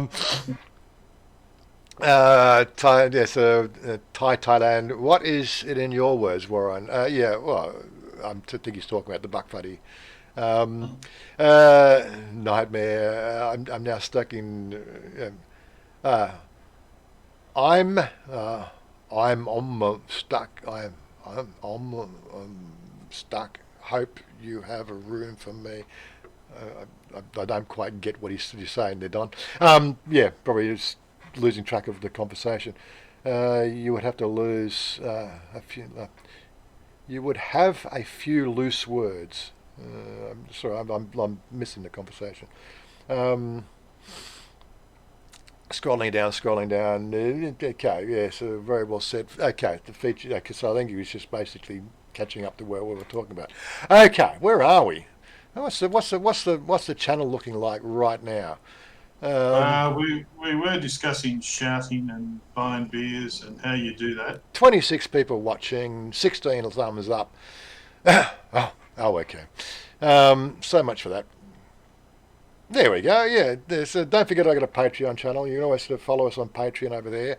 That'll email you if there's when I post a video. Patreon. I can't find the Pornhub link, but I'll try and get it. Yeah, that's right. No, it's XX videos. Pornhub's an old star.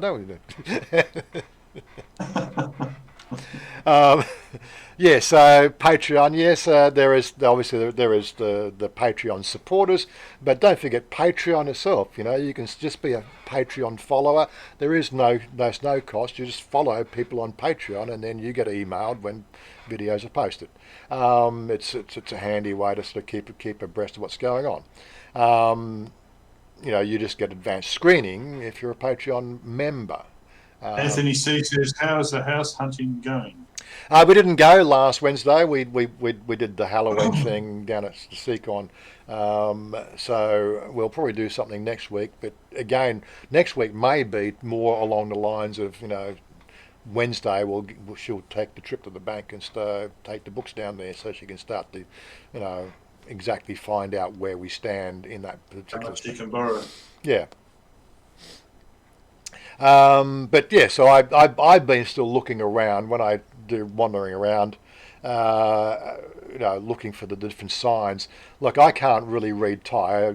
I have to use the Google Translator app to read Thai, and of course, when I do that, that's probably going to go all blue screen on me, isn't it? So I love the way it does that when you hold that. Oh, look at that! Oh my God! Is that an improvement? There we go. There you see through Warren's face. So I told you I got nothing inside. There's absolutely nothing in my head at all. So there you go. That's the proof. Full of water. It's completely empty.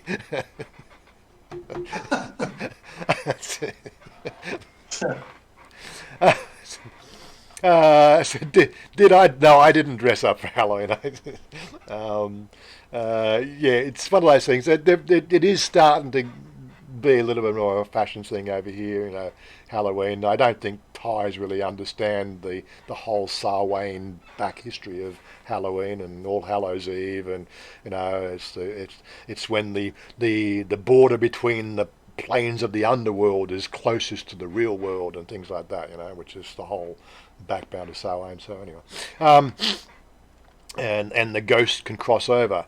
But yeah, we had the statues down at the Seacon there, and we were having a bit of fun with that and took a few photos. So, I don't know, are they up on my Flickr? Let me just have a quick look. Where's Yeah, I've got to start one of those. There we go. So there's some. So there will be a video, of course. So we had some food, but yeah. So picture of Chucky there. Right. This was at the Seacon Banquet. There with Freddie. I don't know what happened to Freddie's claws, but there she is floating around. Ghosts, spider webs. It's all this sort of stuff there. Some rather grotesque looking. Looked like a Cenobite, that one. She would, like I said, sit on this chair and put this arm on your shoulder. No, she was not going to do that. That was just too much for her. Monks and fire walking, quite grotesque looking stuff, but they were getting into it. I imagine that's what she likes, that sort of stuff. Yeah, I do like that one. Oh, I'm sitting in front of it. What am I doing? Oh, let me flick back. I didn't realise that. I'm slack. Sorry. You should have said something. I know you're vain, Warren, but just talk about That's it. There we go. Let me go. I like that shot. Yeah, okay. Let's just quickly refresh those photos. Okay. So there's Chucky. I'm not quite sure what that one is in the horror vernacular. That's Freddy without his claws. I guess it's Freddy without his claws. That's which horror creature is that one? That's one of the clowns. The clowns, That's Warren. I'm not big into horror movies. I don't. I'm sort of over that shit. But yeah, ghosts, spider webs. Looks like a Cenobite from the underworld. But as I said, this one here, it's like she's sitting there. She honestly would not let that hand near her body. She was just a little bit freaked out by that one. Very suspicious, aren't they? Superstitious. Yeah, I do like that little snapshot there. That'd make a nice little Facebook profile picture. with the. Who's that guy in the middle there, sneaking in, trying to photobomb it all? Oh, that's a good one. That's funny. I know you got to catch up. Funny. Where are we? That's funny, that one. Where are you? There we go. This one. I just like that shot of that one. I think she did really well with that. That's funny. That's a Tommy crush. He's like, don't spoil it, Tommy. Yes, we know they're only bed sheets, but they're not bed sheets. They're ghosts. But Thais don't know that. Come on, don't spoil it for them. That. Don't spoil it for me either. Yeah, I thought that might. I'm going to use this one as the thumbnail for the video. Of course, I think that was quite. Don't do a Warren and tell everybody how the Buddha comes into the bloody lagoon. Yeah, I'm thinking this one. This one will make a good shot for the thumbnail for the video. It looks a bit. With the lady with the red thing on her face. Yeah, that's her face falling off. Yeah. Oh, that's funny. That one. Yeah, that's a good one. Yeah, I like that. Yeah. So that's my Flickr album.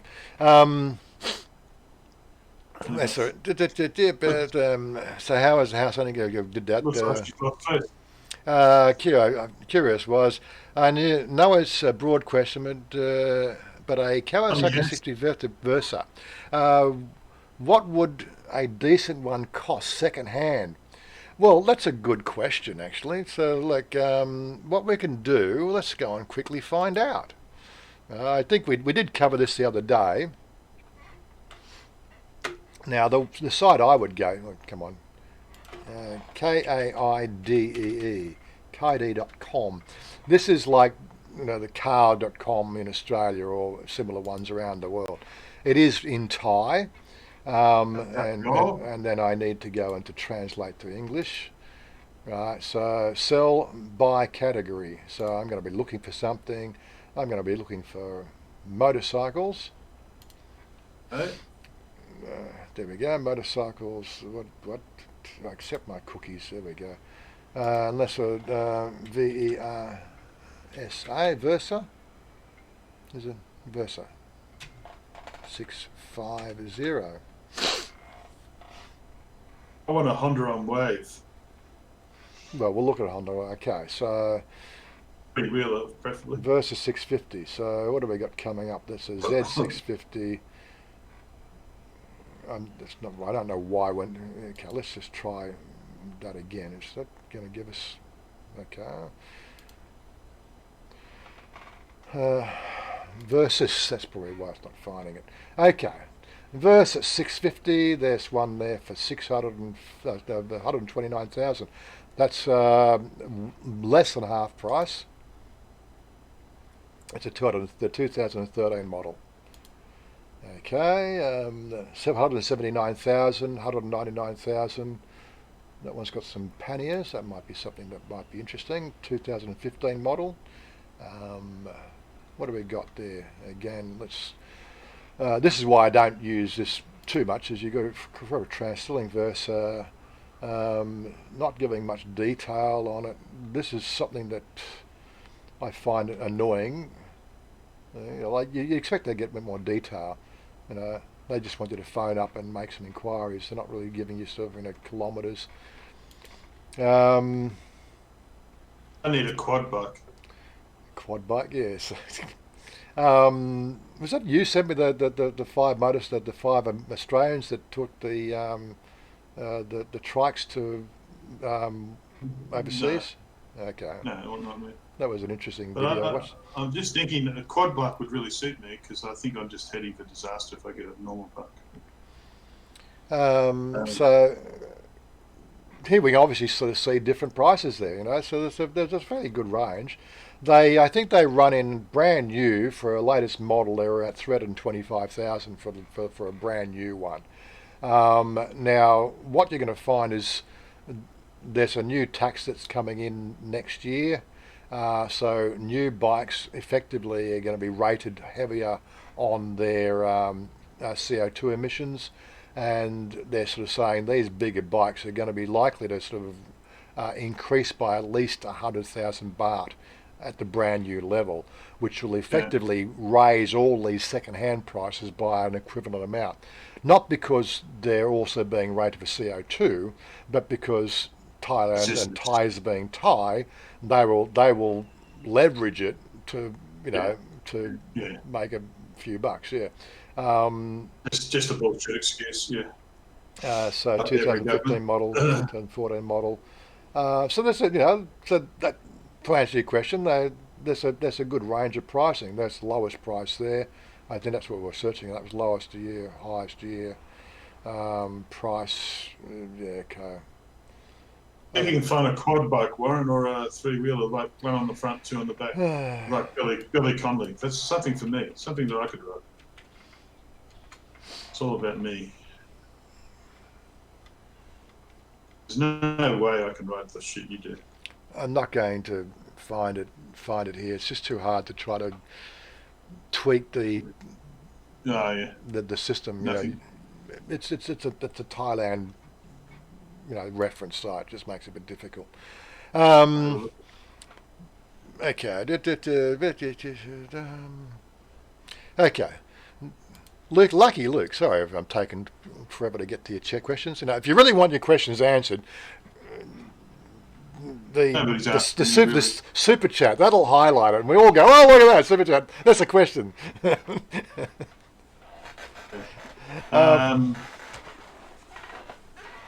Yeah. So what I said. Lucky Luke says, I don't. Oh, sorry. What did he say earlier? He says, I don't think any of the places you have seen is the right fit was. No, well, again, it's the guy. I'm leaning let me get back on screen. I'm leaning to do what they call a reno. Like, I'm retired. I love working with my hands, and all that sort of stuff. So finding something second owner, third owner would be my preference if I can find it at the right price. So, like, there's places around here that are selling privately. I said, Joe, excuse me again. Joe found one up in Northernbury there for 1.2 million, I think, early this year, and somebody bought that. He didn't buy it, but somebody bought it, and it's now back on the market at 2 million. And all they've done is basically they've bought it, they've renovated it, painted it, dressed it all up, and it's back on the market.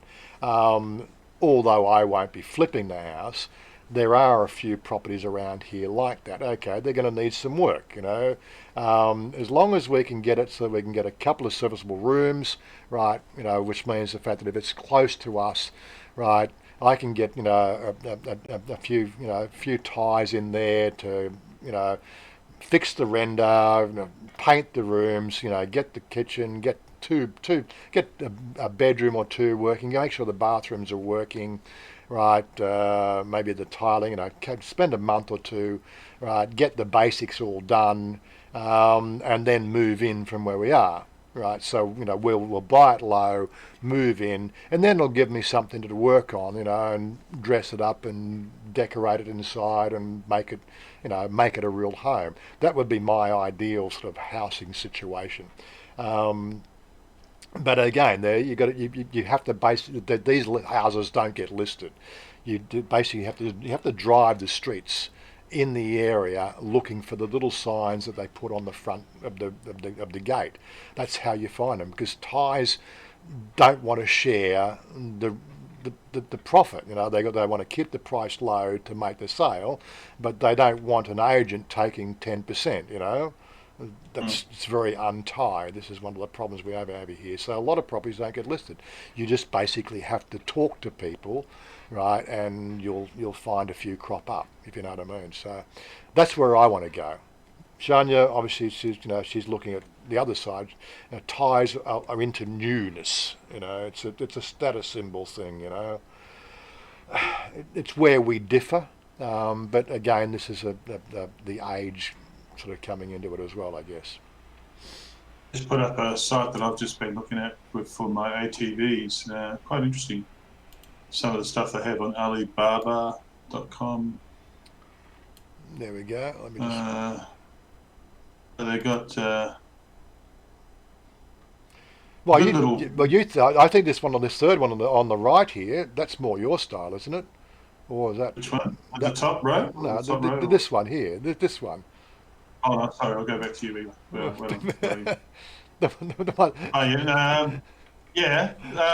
Seriously, this one. On the right, that one on that's you, isn't it? Yeah.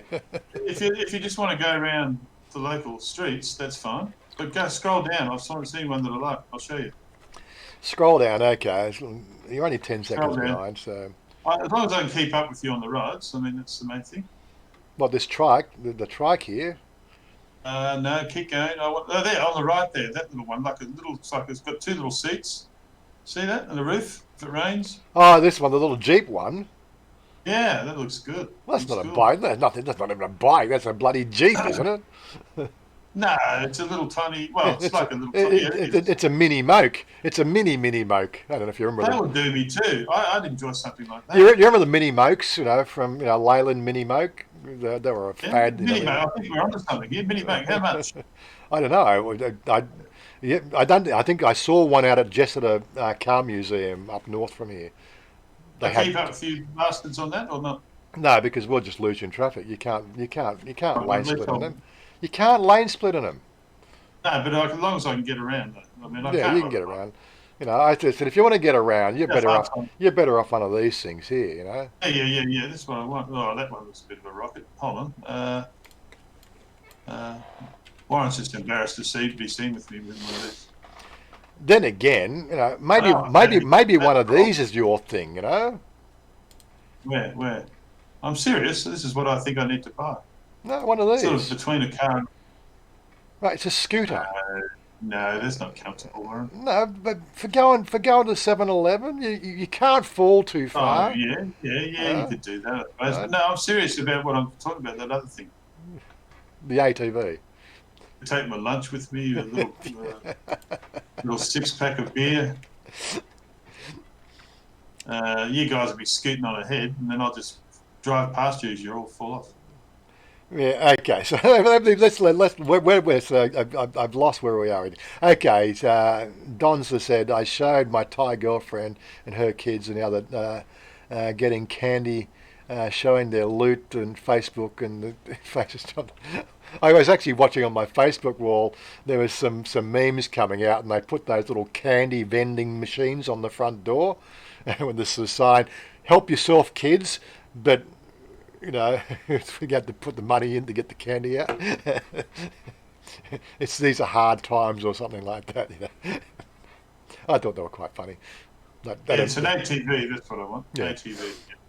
Yeah. Okay, fair enough. All right, I'll get off it then. ATV. Clown from Ghosts really just yeah, I think we did the bed sheet thing.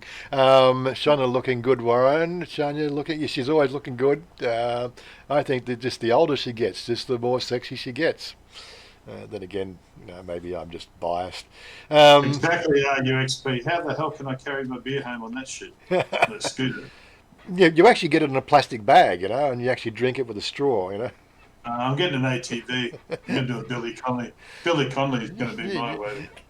I mean, you're going to have trouble fitting into Thai society. Unless, of course, you drink, a beer out of a plastic bag, then you're just not really Thai. All Warren's videos are going to see him all pulling up on these cool motorbikes, and then comes Stephen Monash on his ATV. Move aside.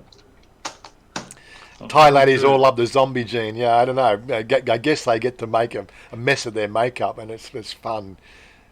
I've got the zombie gene. I can now browse the site myself. Cheers. There we go. He's off to got to look at Kai D himself.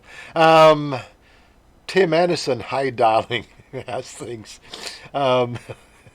Hi, Waz. How you doing? Aussie in Thailand. Good afternoon. We are thinking of doing the same, mate. Yes. Hello, Warren. Robert Mack. Good afternoon. Must be that time. 6'9" he is. We've He's gone 6'9". 6'9". 6'9". So he goes to 7-Eleven because he wants to be even taller. He can't go to Thai local markets because he just completely sort of loses his head. 6'9", Jesus. God, I had to duck at 5'9". God. I honestly couldn't imagine being 12 inches taller in Thailand. It would just freak me out. You're essentially a midget, though. Me.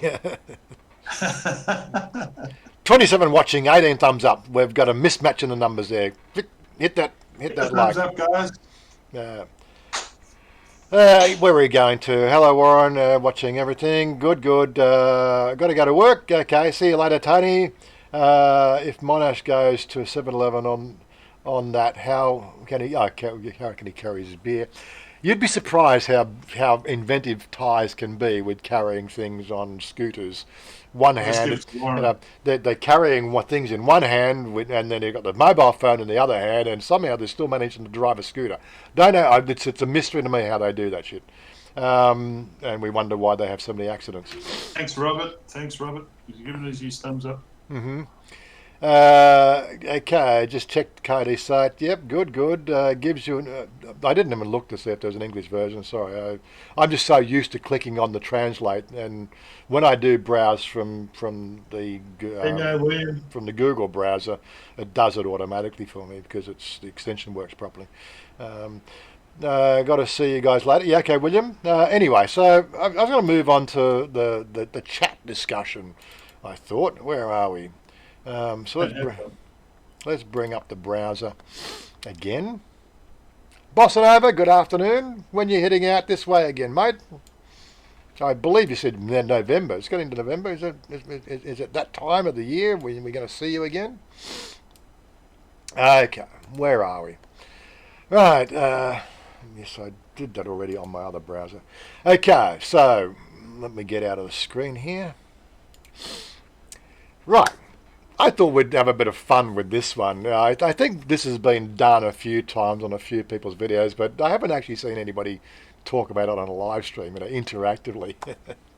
Chocolate Cocoa, good afternoon. Strange laws, yes. The strange laws we have here in Thailand. Okay, what's the first one? Okay, let's do who's the quiz. What's the first one that's going to come up? I know you can cheat and actually sort of Google it, but what's the first one we're going to talk about? Because I've already scrolled down before on my other browser.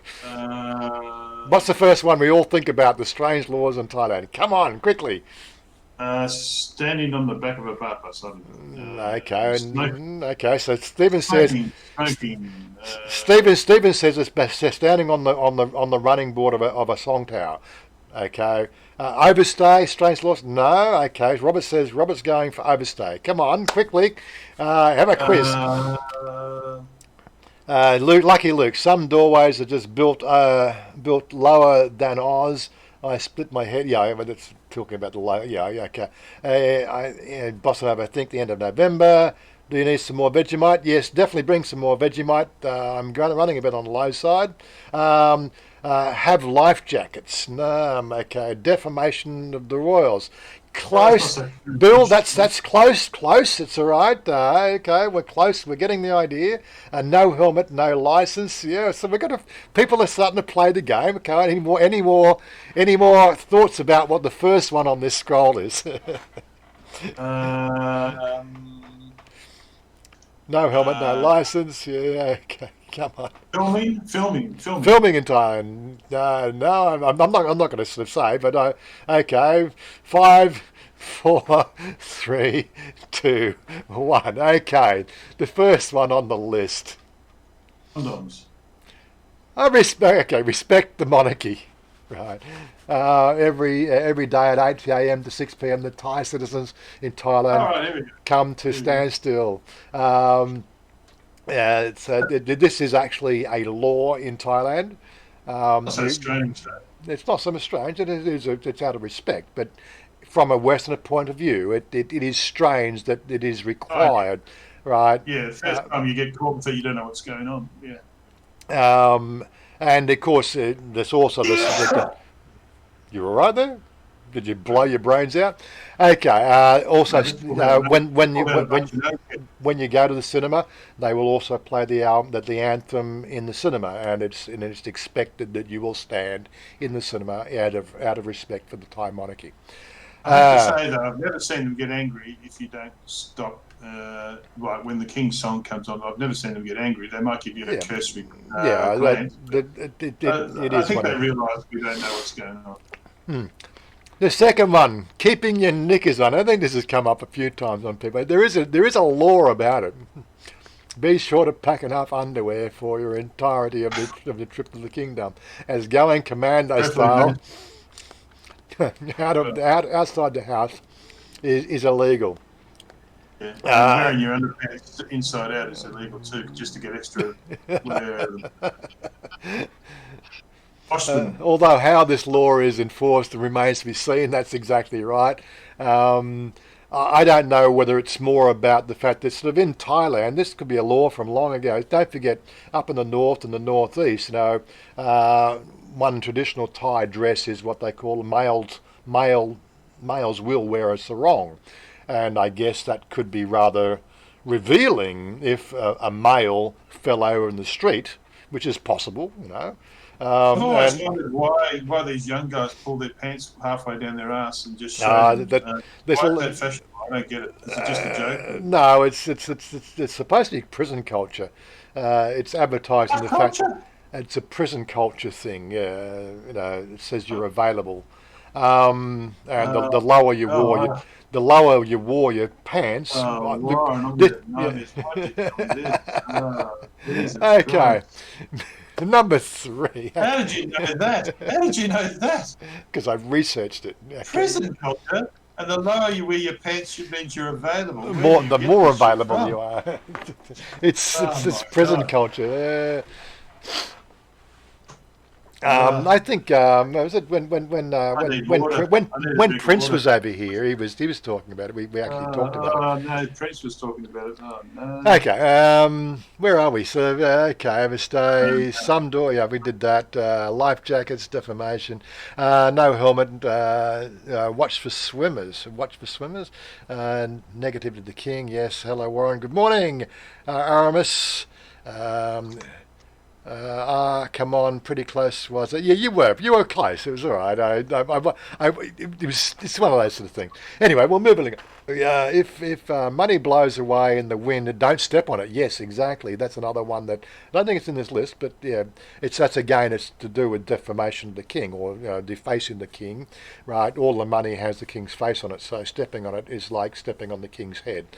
Definitely sort of something you don't want to be caught or seen doing. Can you make it a bit larger, Warren, there at all, or not? Well, I'm full screen. Okay, I'll put mine on full screen now too. That's just so I can't see the chat. That's okay. I can go full screen that, but then of course that makes that a little bit more blurry there. Yeah, just if you can do it, it'd be good. That's better. I think it's really it's full screen for everybody else. I'm running 1080p. You should be able to read that. Anyway, so here's another one. Beware where you booze. Places of worship or temples, public offices, education institutions, gas stations, hospitals, public parks are all places boozing tourists can expect, for the most part, to receive a handful of months in prison if they drink.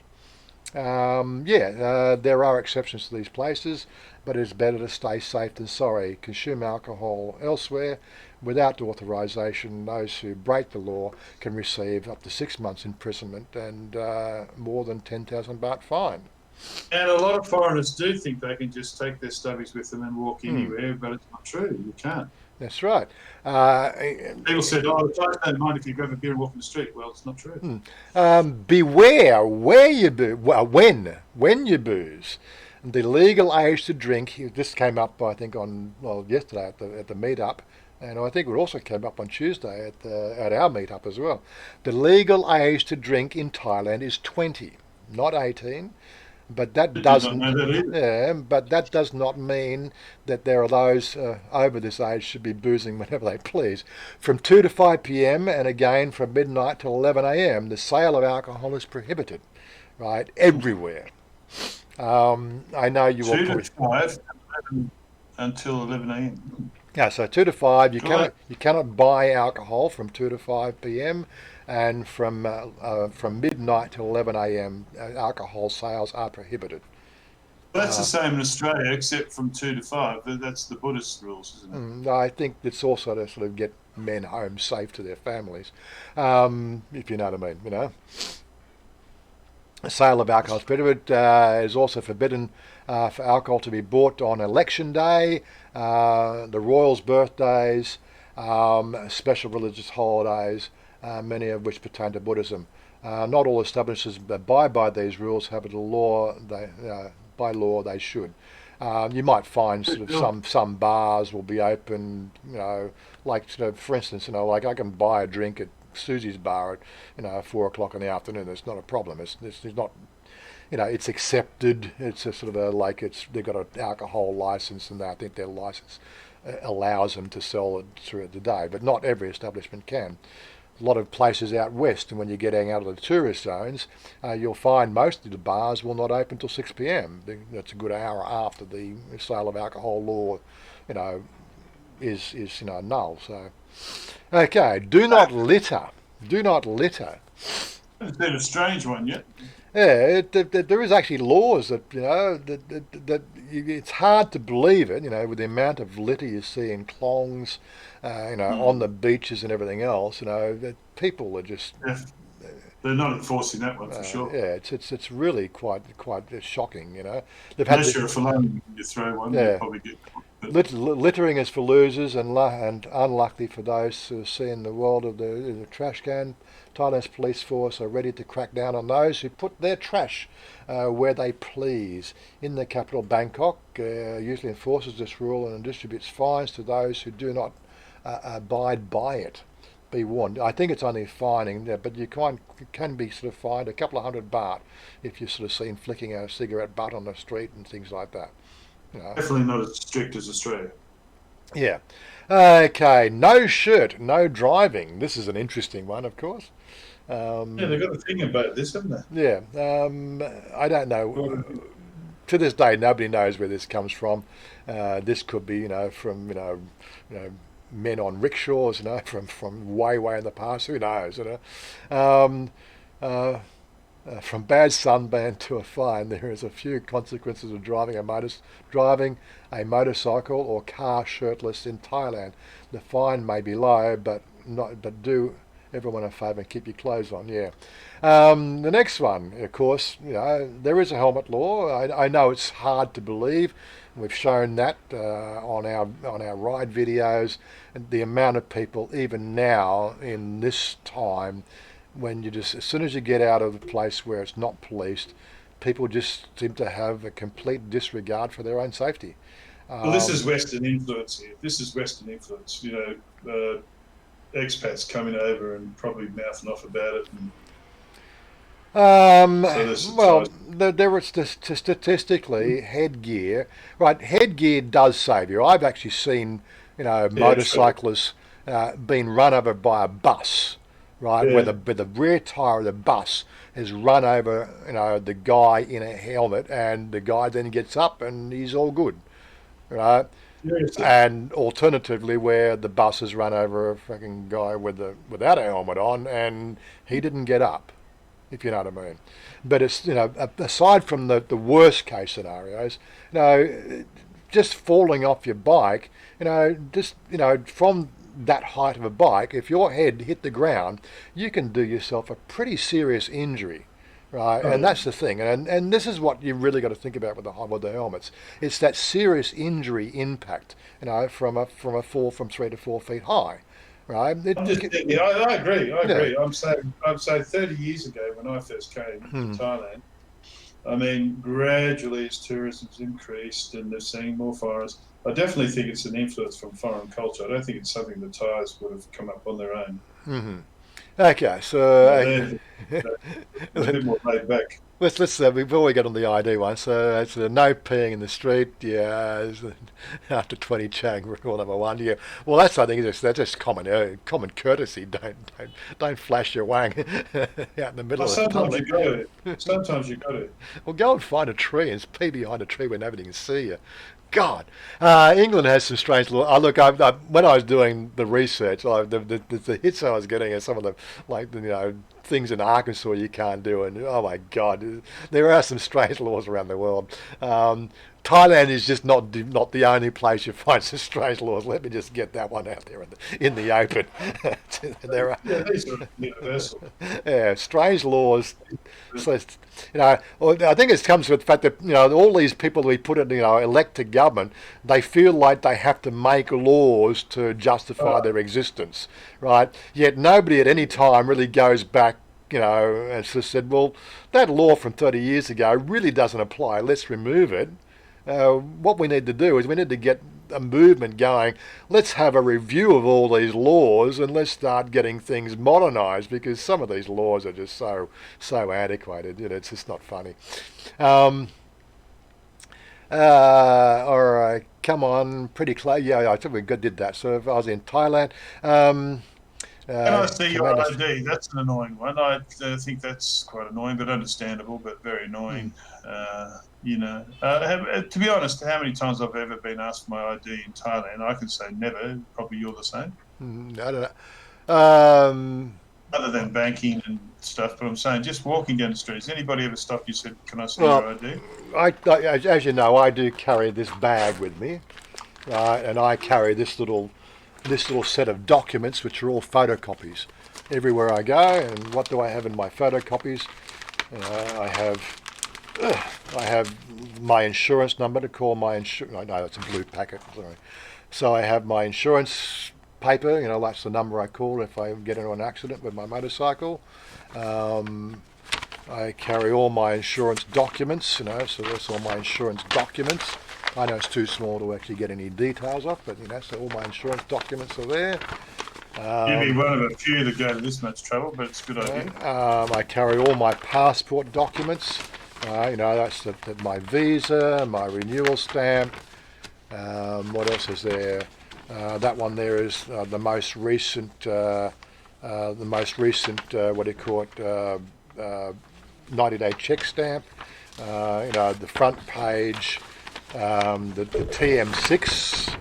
Right, and the original visa stamp. So, I'm a little bit OCD, but I'd say just a fraction, Warren. I think you might be just a fraction. And I keep it in a little plastic bag so it doesn't get wet. That's very good boy. I would advise that you see your ID, and of course my driver's license is. There. You might be a bit OCD, right? I think you could be. Well, the bag goes with me. It doesn't hurt to carry it with me, and of course, in here I got, both my licenses, so I carry that with me. I can't. The app says it won't. The new ID app that you put on your phone doesn't install on my phone, but I believe it's the saying it's not compatible. But I think what it is the fact that my Google account is registered and associated to Australia. I think if I was a Thai policeman, I'd fine you just for being so prepared. Yeah, right. Yeah, I did get pulled over on last weekend's ride. I did get pulled over, and Bob was riding. We were just riding together. So Bob pulls in behind me after they pulled me aside, and Bob's all dressed in his nice bright yellow, everything else. They saw that I had the helmet cam on with the little light flashing, that I'm recording everything, and they just waved me on. I thought it was classic, They weren't going to do the usual Christmas fund, input thing because they didn't want to have that on camera. So they waved me down. And as soon as I got close enough, they realised that I'm recording, Bob's recording. We got all their safety gear. They didn't even look at our licenses. They just waved us on.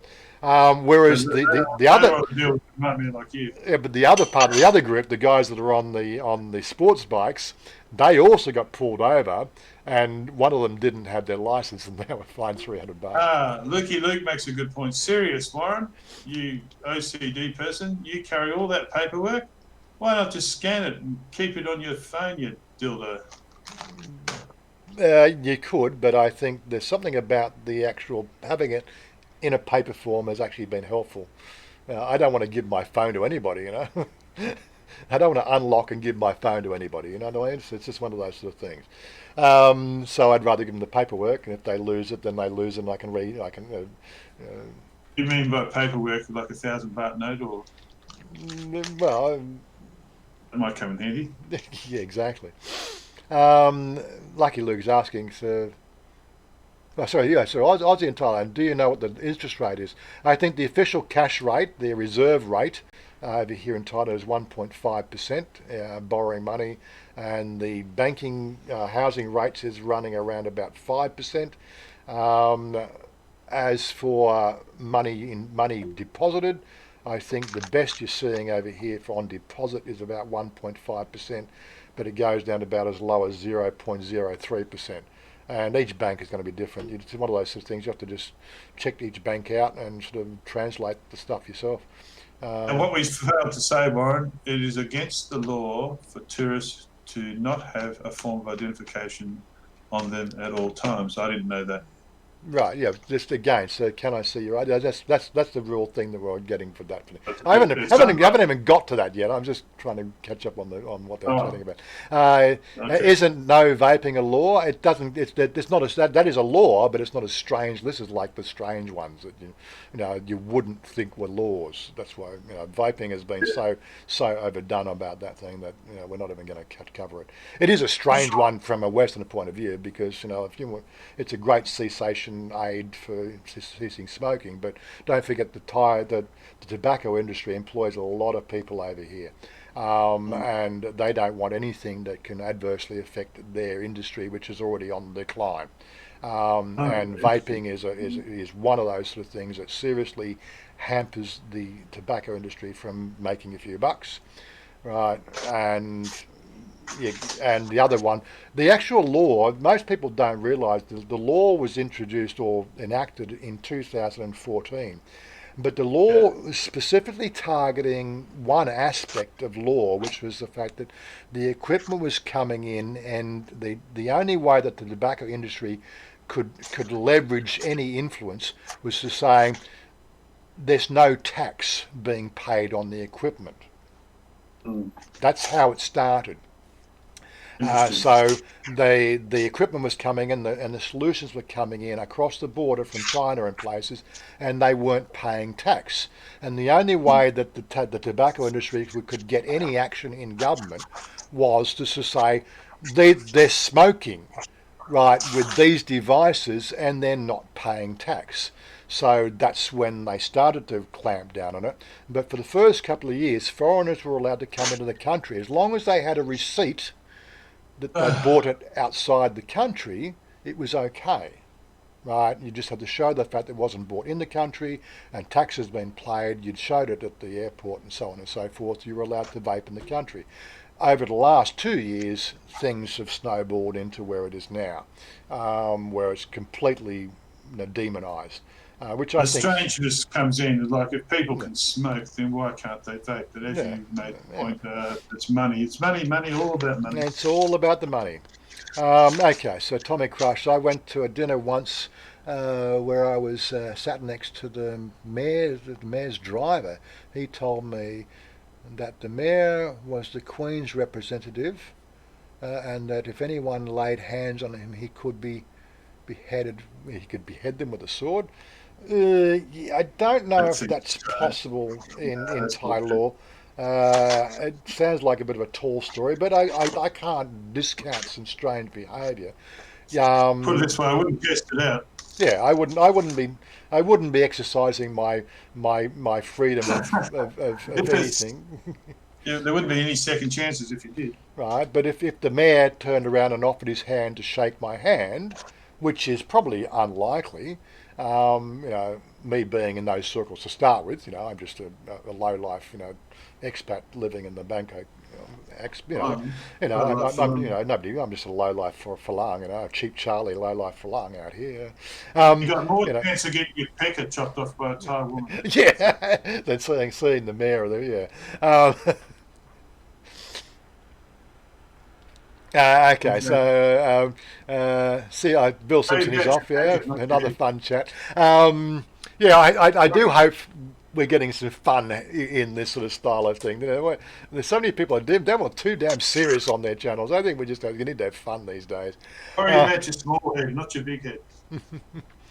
Well, still only 21 thumbs up. God, slackers. I think 22 thumbs up and 1 thumbs down from me. I think I'm going to have to sack the audience. Warren, what are you talking about, Warren? Warren, what are you doing? What are you doing to yourself? Is this self-sabotage? Right. What are you doing? Sack the audience. Right. Okay. So I wanted done. So I waited for my son to be 20 before we went. Yeah, that's probably not a bad idea. I'm pretty sure he would have got away with being 19 or 18 over here, but you just never know, do you? As I say, I'm 58. I look 21. You're not exempt from Thai law by being a foreigner. That's definitely sort of one of the things I think the take homes on that one. But they can be have lots of money. They can be a little bit lenient, and of course, the size of your wallet might get you out of a lot of trouble as well. Very blurry today. Shouldn't be. I'm streaming 1080p. Let me just have a quick look.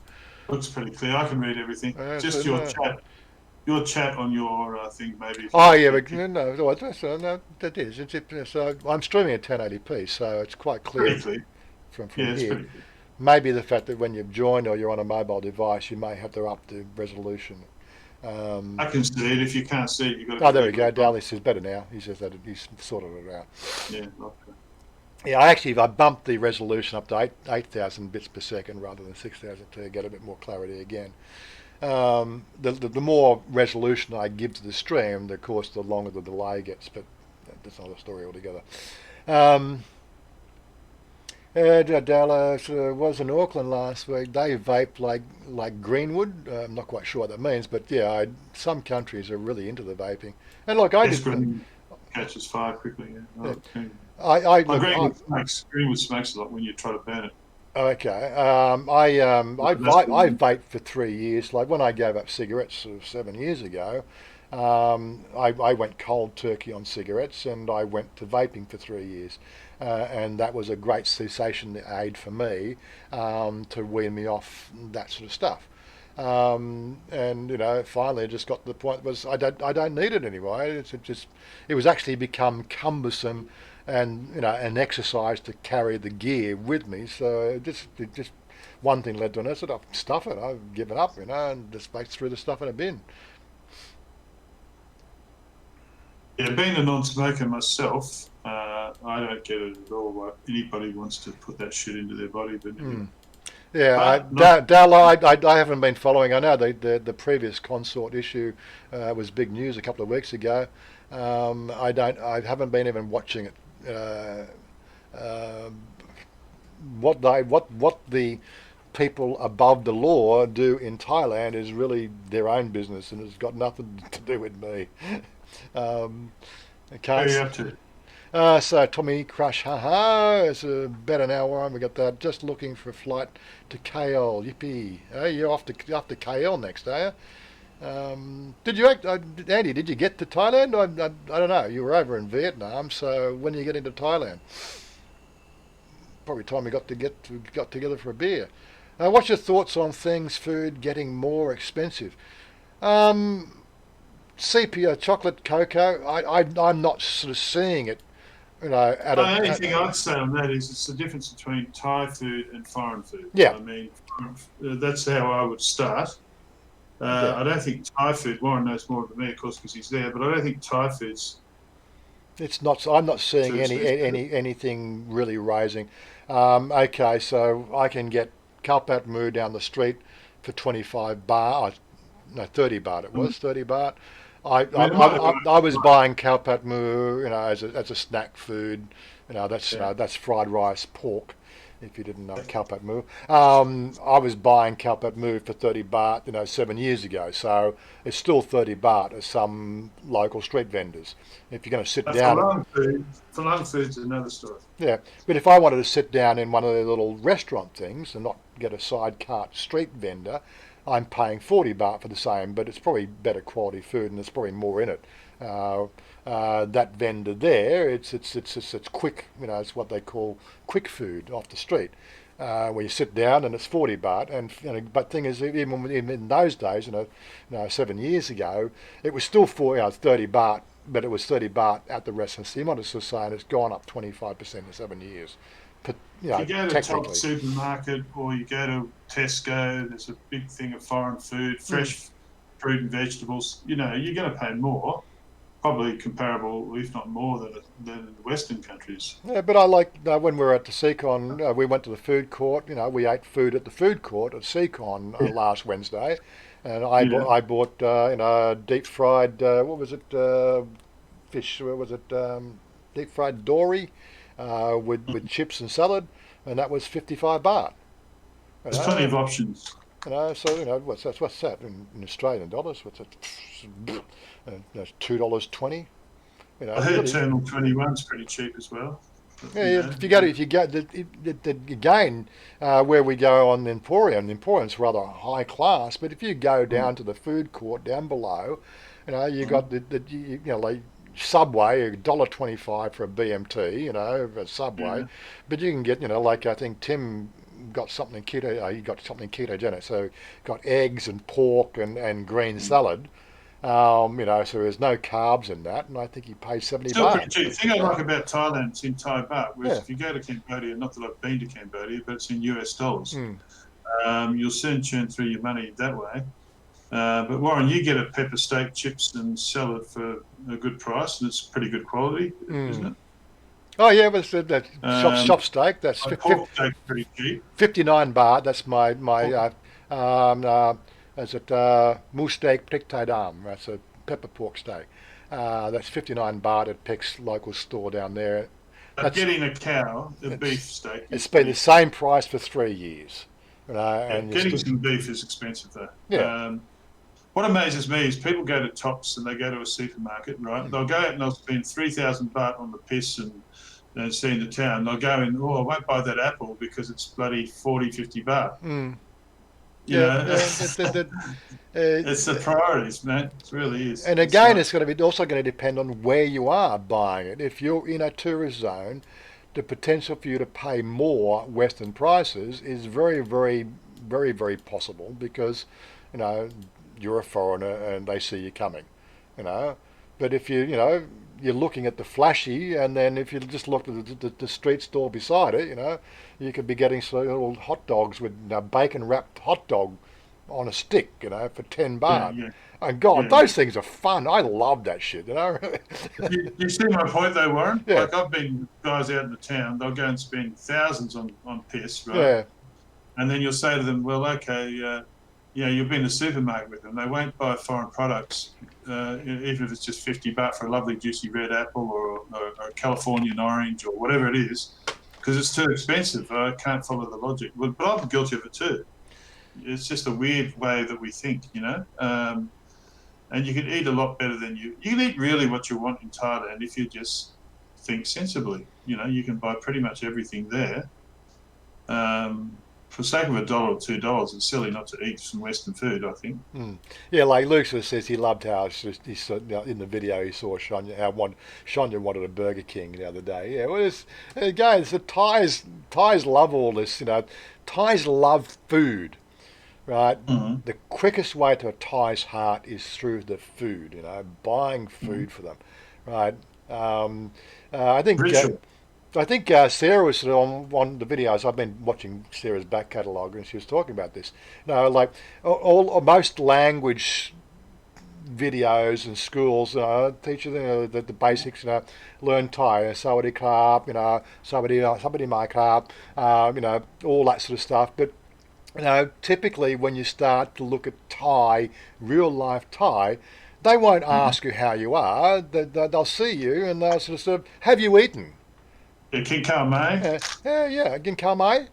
Have you eaten? That's more a colloquial greeting in Thailand as opposed to how are you, right? I know although how are you's taught, but Thais don't operate that way, Yeah, they like to meet and talk and mingle at a restaurant, or and food is the great leveler. That's right. It becomes the lingua franca almost between Thais and Phalungs, where they can sit down and, they can smile and do Mark Wing's impressions and talk to each other across the table. It doesn't really matter that you can't. Don't worry. You have something. I've got Chanya when we're at the what do you call it, the food court in Seacon. She does a great face. So she could have the potential to do a great Mark Wiens channel, with that face she pulls. I tell you, you have to wait for that one. Sorry. So Darlo, hey, do I eat mostly Thai food or fly?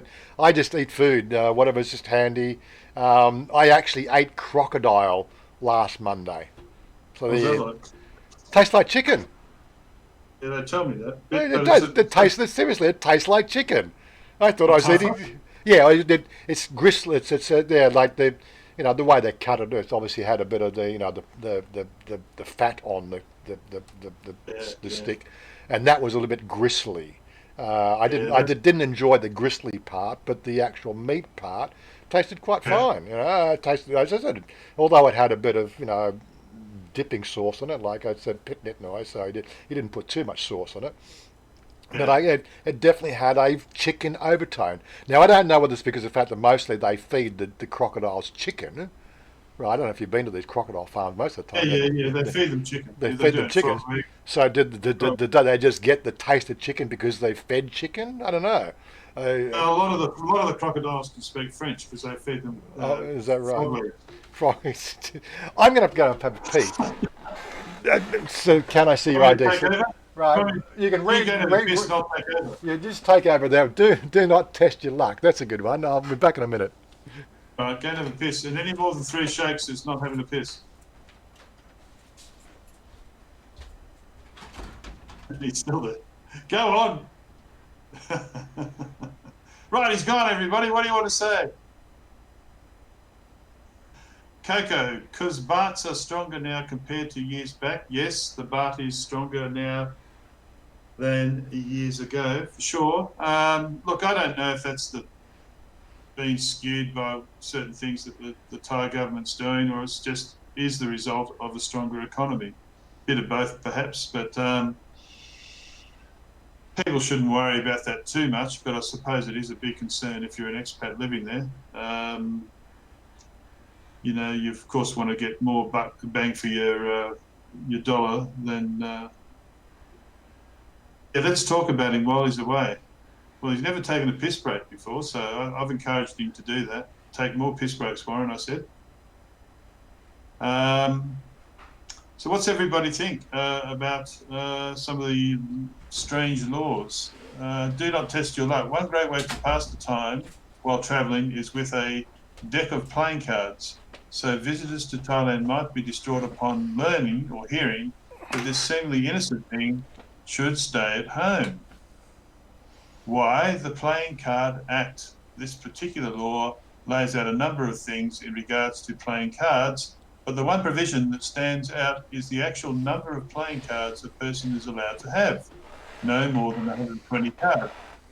That being said, leave the playing cards and gambling have its home and find another way to pass the time and land a smile. Yeah, look, I think that's really been a bit pedantic myself, but should be able to have a game of cards, for Christ's sake. That's a bit silly, that law. I don't know what Ron thinks. What do you think, Ron?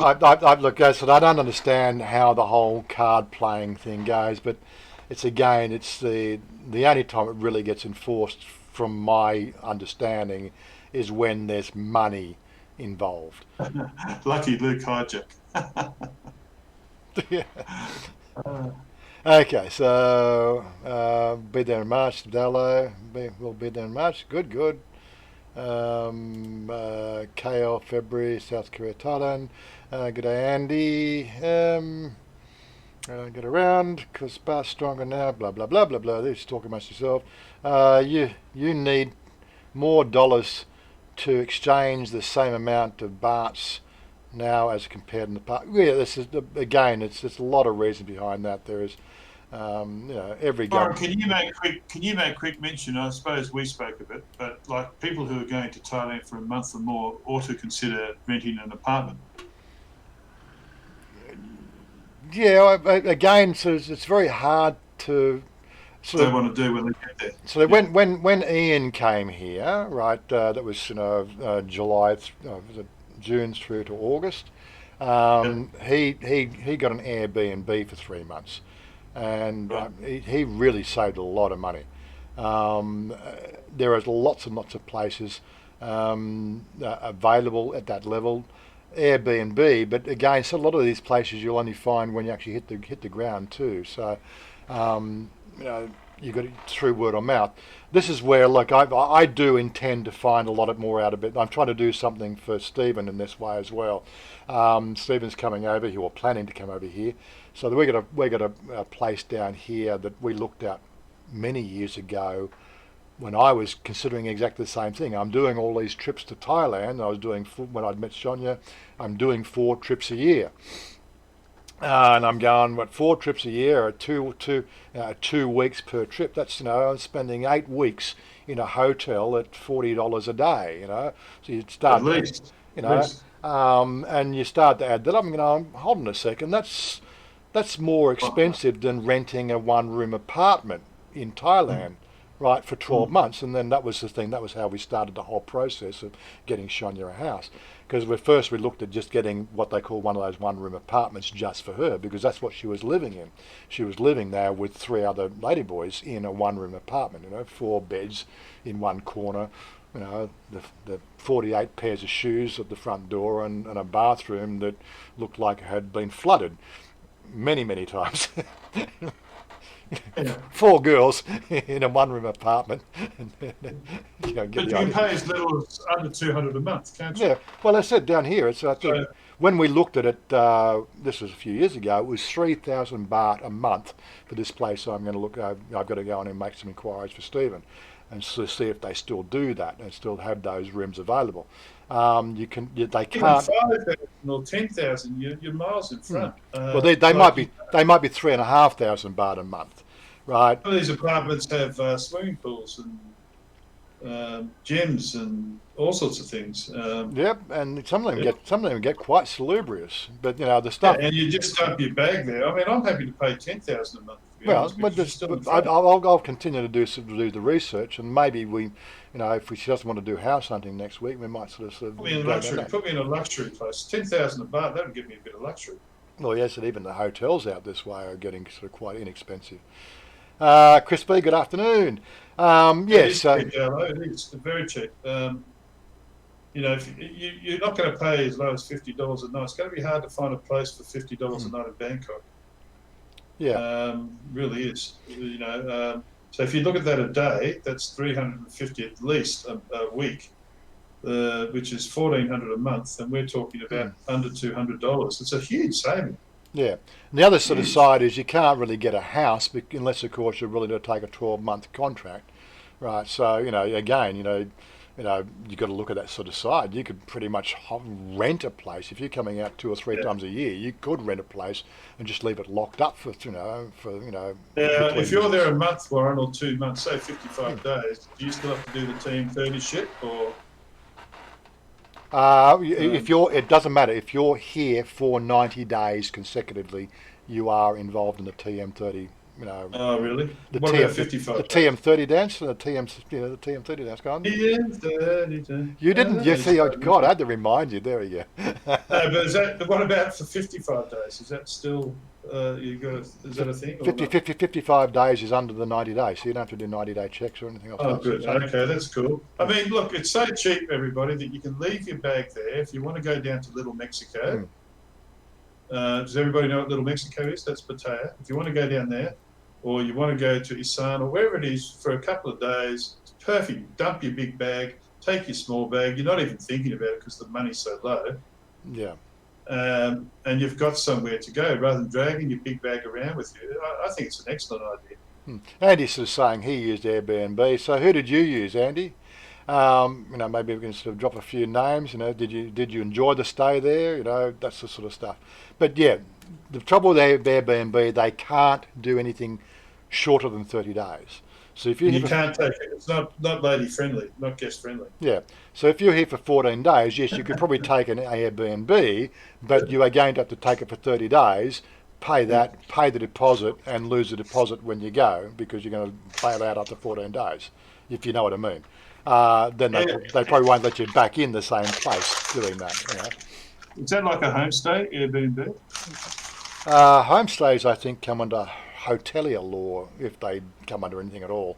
I don't think I'd like a homestay. Like I think Rob was staying homestay when he first came to Thailand. Yeah. But I don't think I'd like having a family there. And it's a bit too. You want some freedom, don't you? Yeah, I think. But you want to be able to come and go as you please.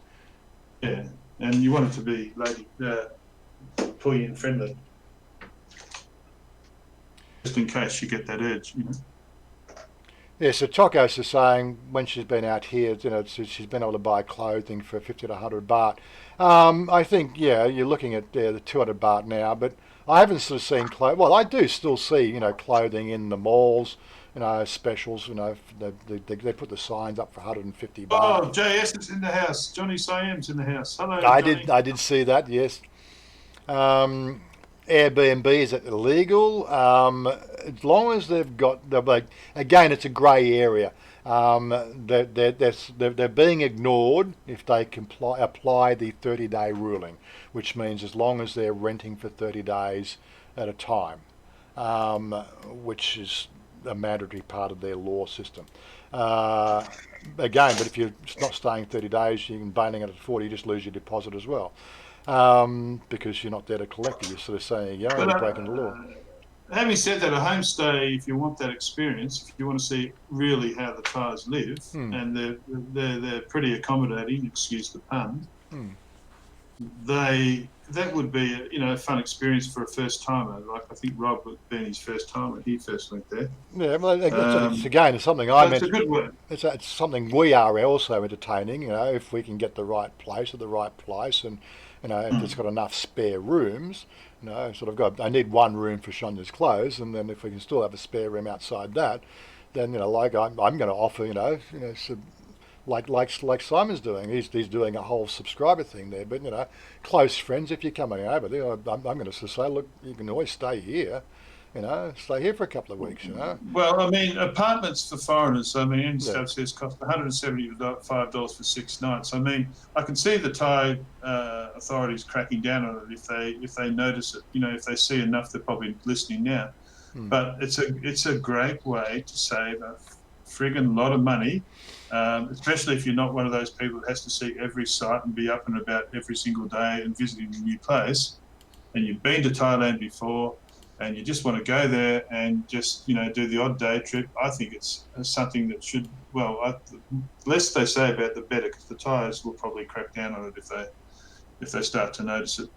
Yeah, well, that's the sort of things you've got to watch out for, not incurring the wrath of the different establishments.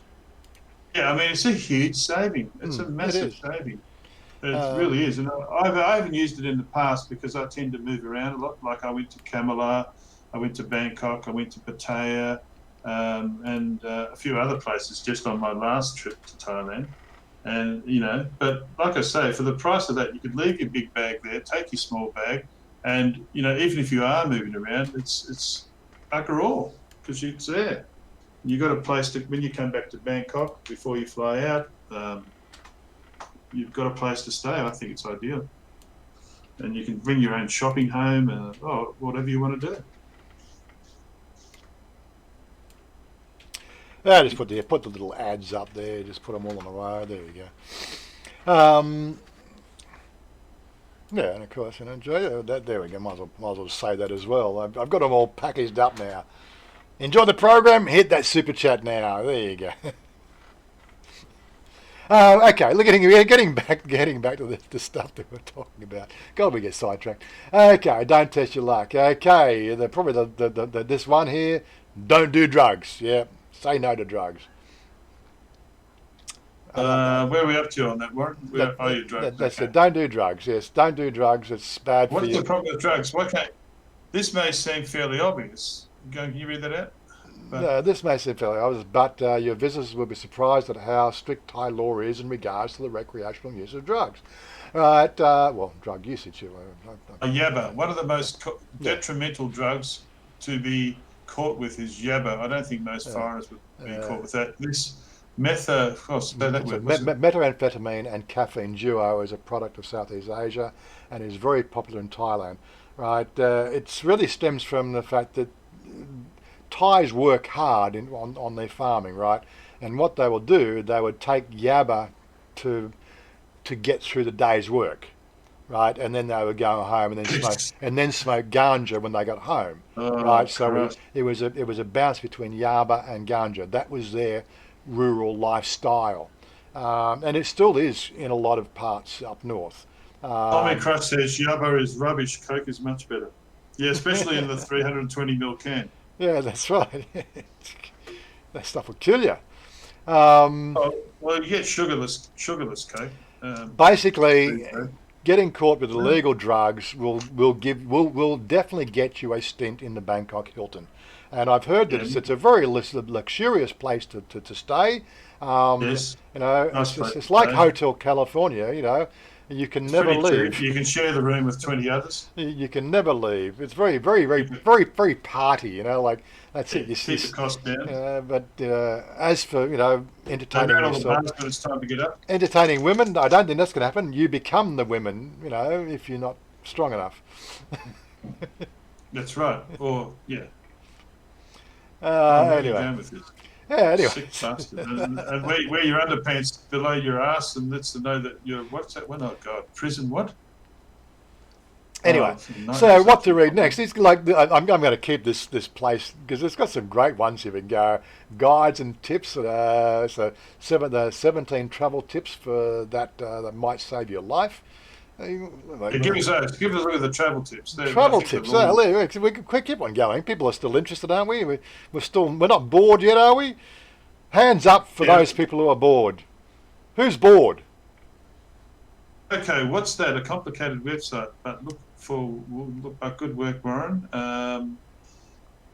Okay. Complicated? What, my website or that website? My website might be complicated. The website you're looking at, I don't know. Yeah. 17 Thailand travel tips. Okay, what's number 1? Scrolling down, there's a bit of an ad there. Bring insect repellent. Why do I carry? Got 300 years in prison in Thailand for drugs. He appealed the sentence and they reduced it to 100 years. See, always carry your insect repellent.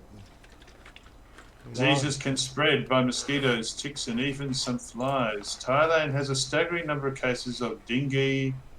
What's that word? Hemorrhagic fever this year. Dengue hemorrhagic fever. Hemorrhagic? No specific antiviral treatment. Oh, look, I find mosquitoes, if they bite you, they tend to bite you around the ankles. Yep. They go toward the feet. I don't know why, but that's my experience. And don't wear dark clothing, wear light clothing, and just put some mosquito repellent on you at night time. Mm-hmm. And you're pretty much right, but there's no guarantees. Mm-hmm. And right. Take some malaria tablets with you, but I've found they even cause vertigo if you take the wrong sort. Well, vertigo doesn't. I'm not sure. Malaria tablets don't stop the onset of malaria.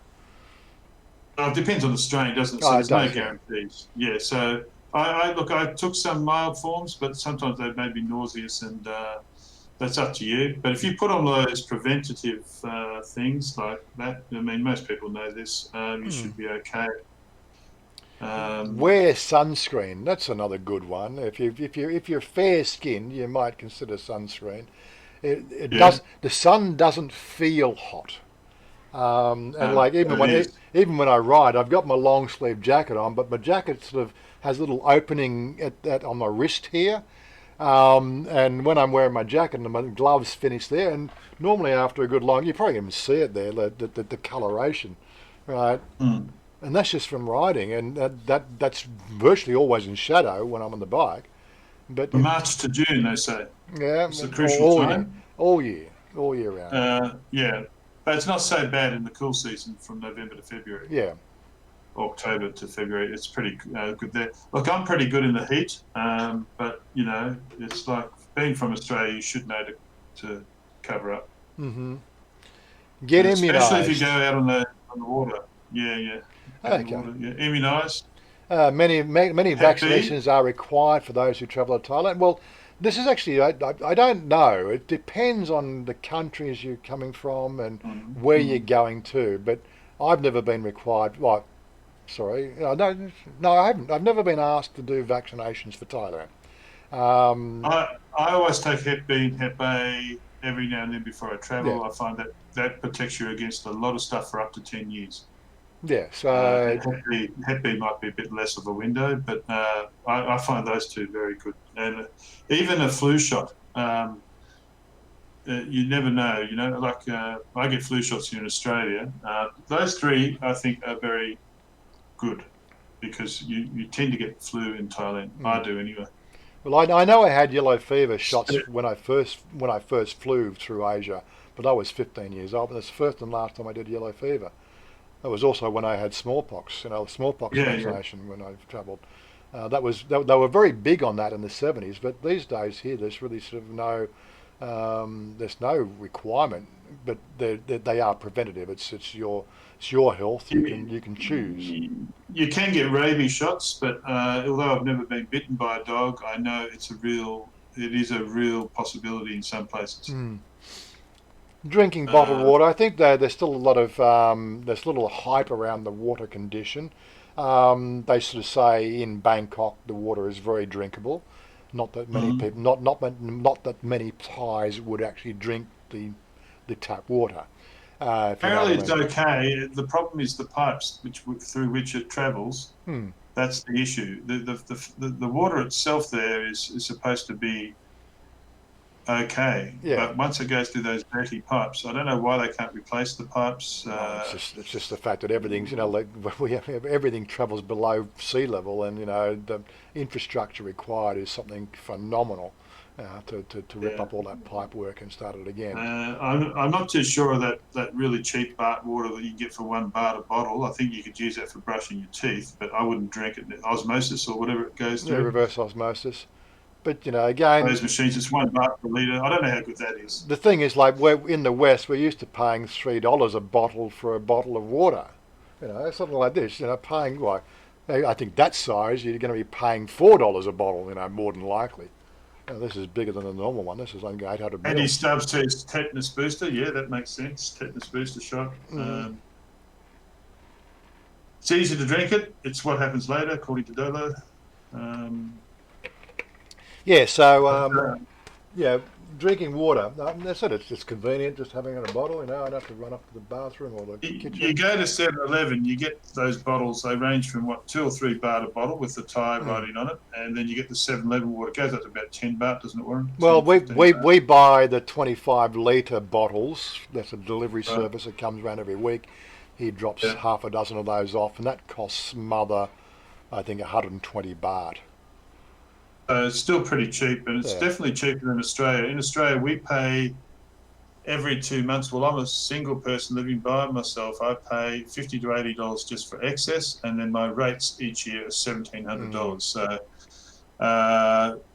that's one of the big reasons for moving, I guess, to retire in Land of Smiles is the water bill. You're going to save a huge amount there. We spoke about this briefly the other day, Warren, like how much money you're saving just by being in Thailand without earning anything at all.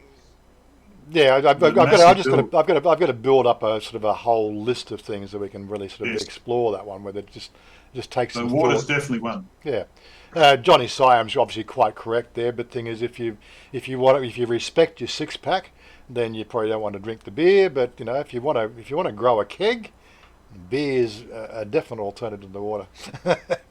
Well, beer is water, basically, isn't it? That's it, with calories. It's holy water. Another thing that's obviously back into the riding season. If you are a rider here, you will lose a lot of water when you ride. If you do the 2 or 3 hour, it's hit me. Oh, yeah. It's hit me bad this time because I did two weekend rides back to back, and both times I again had completely dehydrated. You're talking about motorbike ride or push bike? Motorbike riding. It doesn't matter. I thought you were referring to that little bike ride you did. That was push bike riding around the botanical garden. That was nice as well. But there was a motorcycle ride, so there was an hour and a half motorcycle riding, plus the push bike riding and the ride home. That Sunday, right? I weighed myself on the way out, which is what I do, and I was 84.5 kilos on the way out. I got home and I was 82.5 kilos, and I kept myself hydrated. I still lost 2 kilos in water, right? Even after drinking plenty of water.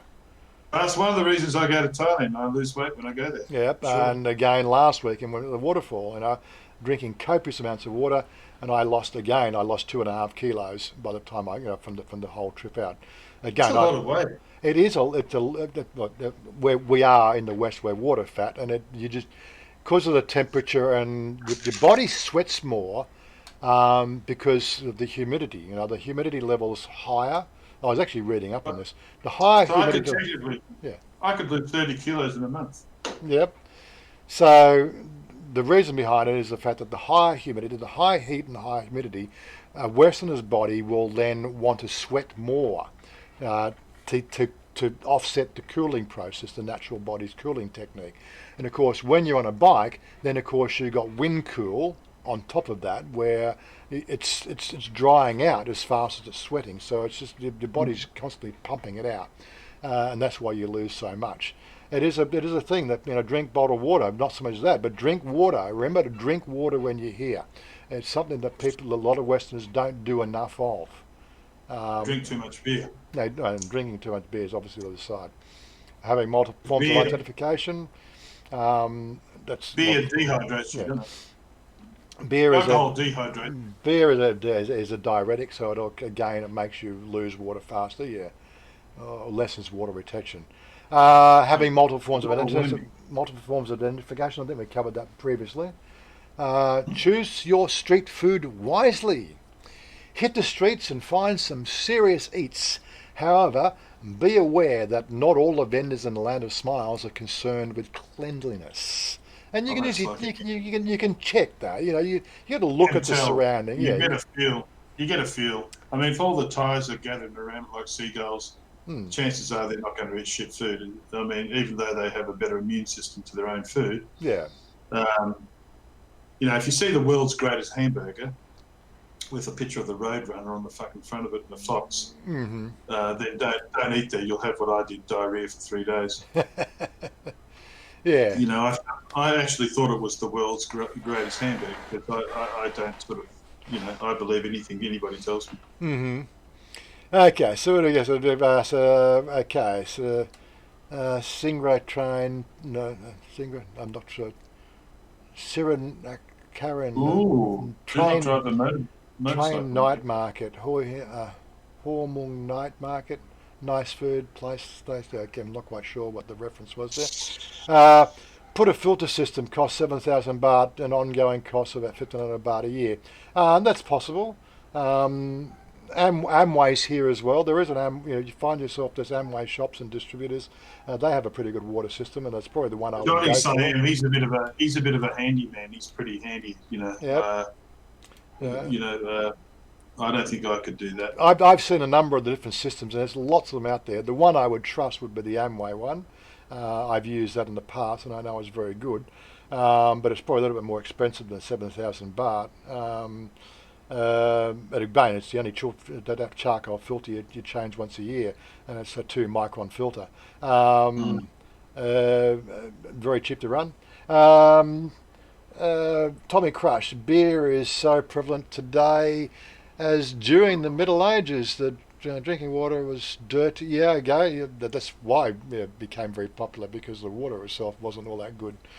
Silom Morning Market, ASOC Market, Walang Market, Morning Market, good street food. Yes, like I said, there's pretty much. You just got to use your common sense. Like if you see vendor stalls and there's a clong beside them, and they're dipping the utensils in the clong to wash up with, I would be not eating there, if you know what I mean. It's just one of those. It's just the little common sense things, But again, no guarantees. No guarantees. Yeah. Just go everywhere Mark Weens goes, and you never get food poisoning ever again. Is that right? I'm pretty sure he's had his fair. I've never seen him have a bad meal yet. Well, of course, he's filming it. It's all post-filmed. He's not getting live streamed, right? When he has to run off to the toilet every 5 minutes, he's cut that bit out. And he never puts on weight. That's what kills me. He eats like a friggin' horse. Maybe he's got bulimia or something. Who knows? He's got worms. Bulimia. He just. No, worms. Definitely worms. But yeah. Okay, it comes down to metabolism. Lucky Luke says he put on 6 kilos in 5 weeks. It can happen too. Basically, the food here is so good. It is. Crush if a food vendor is picking his nose, don't eat the mushy pigs. How gross. Anyway, what else? That's put me off for life. It's almost as bad as Warren's prison story. Oh, Jesus. What's that saying? Warren, if the undies are halfway down your ass, it means you're available. Oh, God. That's it. Okay. So, getting back to the culture trip, do not drive a motorcycle in Bangkok, yes. Why do I listen? First up, motorcycle driving. If you have never ridden a motorcycle in your life, stay the fuck off a bloody motorcycle for starters. Yes. That's it. Yes. Just don't think you're immune, right? Because you'll just become a statistic. I'm sorry, you've got no idea. Why are you encouraging me to get on one for? Because I want you to have some fun here. What? This doesn't make sense. I'm the worst driver. You're supposed to say, get a quad bike, Stephen. Get a quad bike, Stephen. Yeah. Anyway, so let's not get into our discussion. But as long as he doesn't want to be seen with me on a quad bike.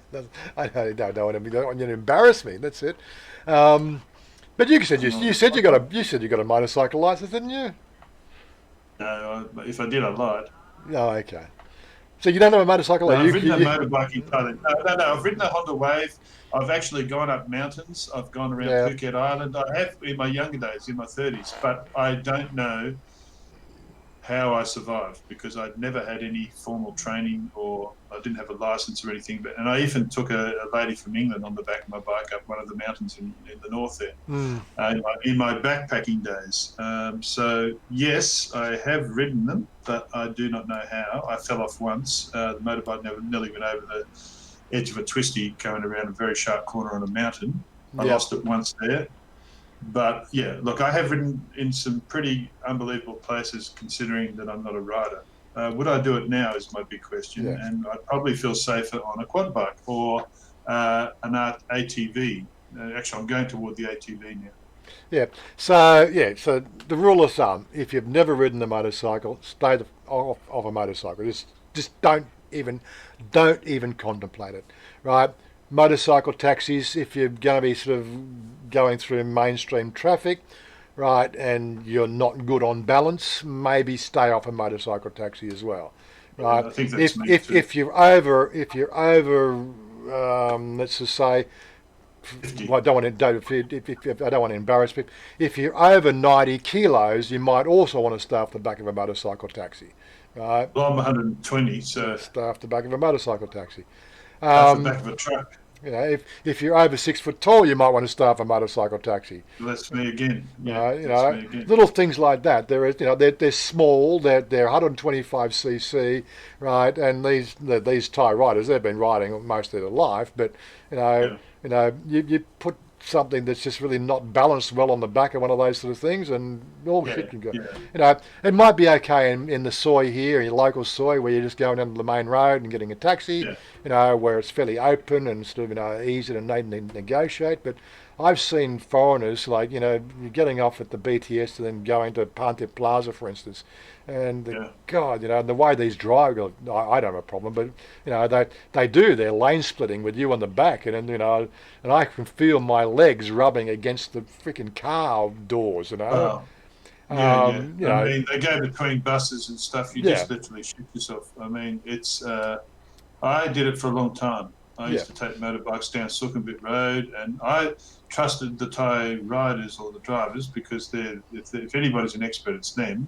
But I always used to tell them to cha-cha, and they would go faster. But nevertheless, tell them cha-cha. Cha-cha. Yeah, they're like kamikaze pilots.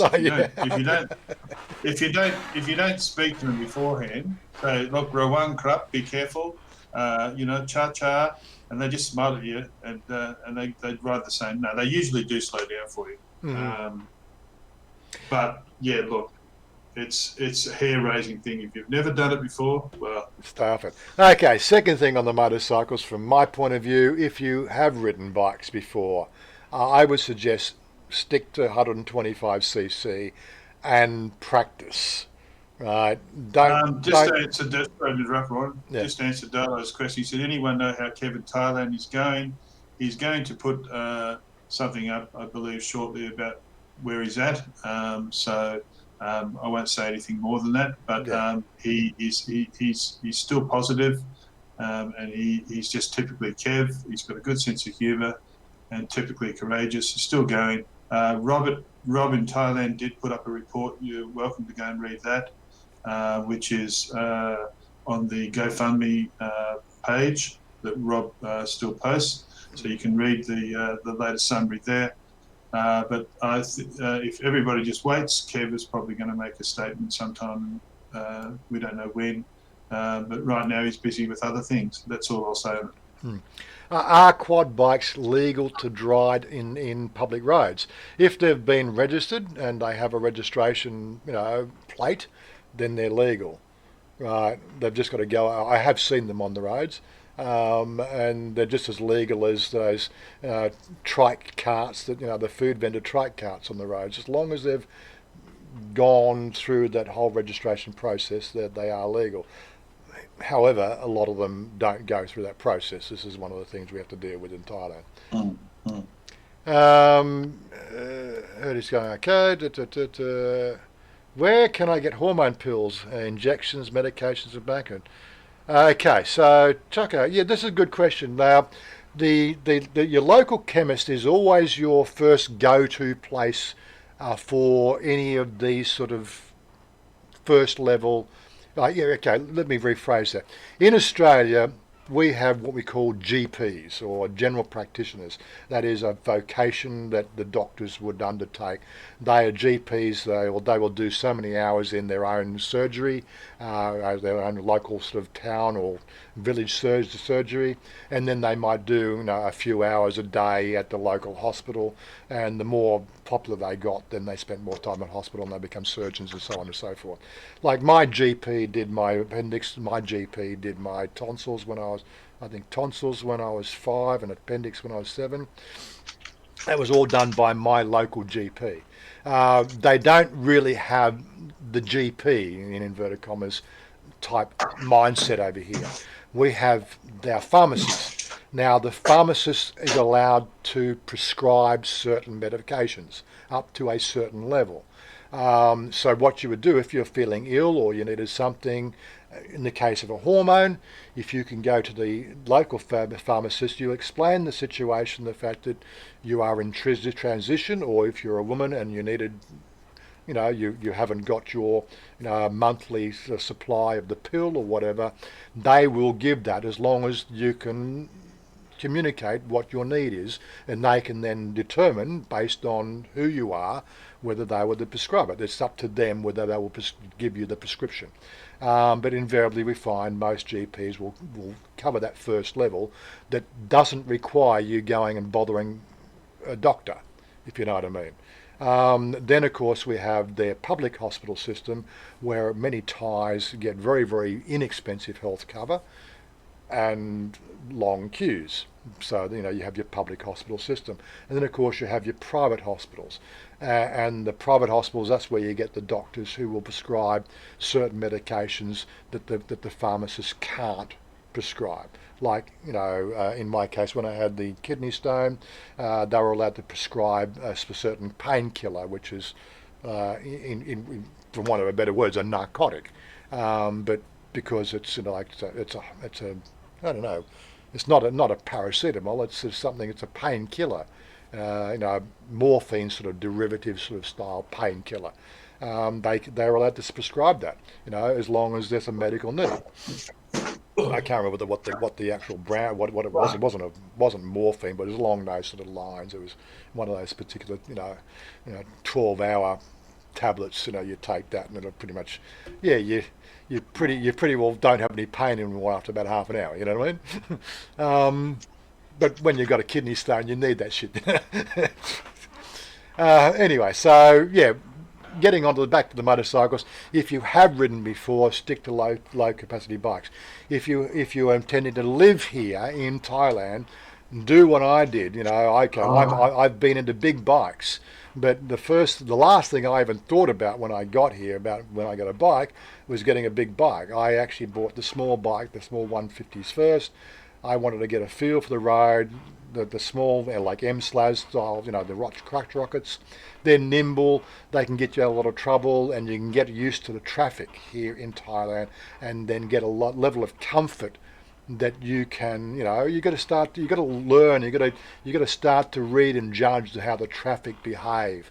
And you can do that a lot better if you've got a sort of a nimble bike, or as Stephen sort of says, an MY, what do they call it? Honda Wave, or what do they call it? Honda Wave, Honda Dream. They used to have. They were good bikes for beginners. Yamaha Finos. For beginners, they were very good bikes. Yeah. Automatic gears, so it's one less thing you have to worry about when you're riding them. Yeah.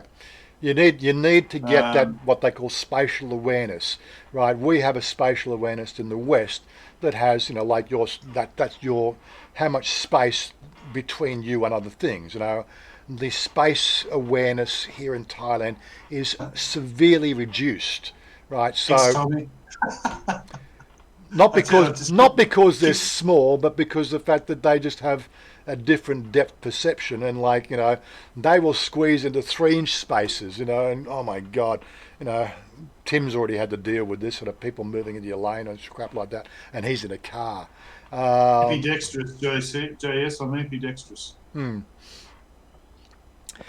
I think the main sentence in that paragraph is that many of these accidents that involve motorbikes, blah, blah, blah, crazy roads and reckless drivers are not the place to find out whether or not you can drive a motorbike. People think, well, because I'm an experienced motorbike rider, I'm going to be okay. You may well have an edge, but you still can't control what other people do. Yeah, and again, so there's Andy said, do I need a license for an electric motorbike? If it is a road-driven motorbike, electric or petrol-driven, you do need a license. Not in Australia. Oh no, I talked about a push bike. Okay. Yeah, no, that's an electric motorbike. Electric push bikes, I'm not quite sure. The electric assist push bikes, I think that comes under a different category. But again, Australia, license needed for those. Yeah. But, they can go up to 45k. Some of those things. Yeah. It's still considered a motorbike even if it's electric. There is a tendency that there are more of those coming into the country at the moment. I was doing some research for somebody the other day. What speeds do your riders get up to, Warren, when you go on your rides? What sort of speeds are you I can't say that because it's illegal. The maximum speed limit in Thailand is 90 kilometres an hour. That is a blanket. That is a blanket. They said to try to get it out of you. It's a blanket speed limit across the country is a 90 kilometres an hour.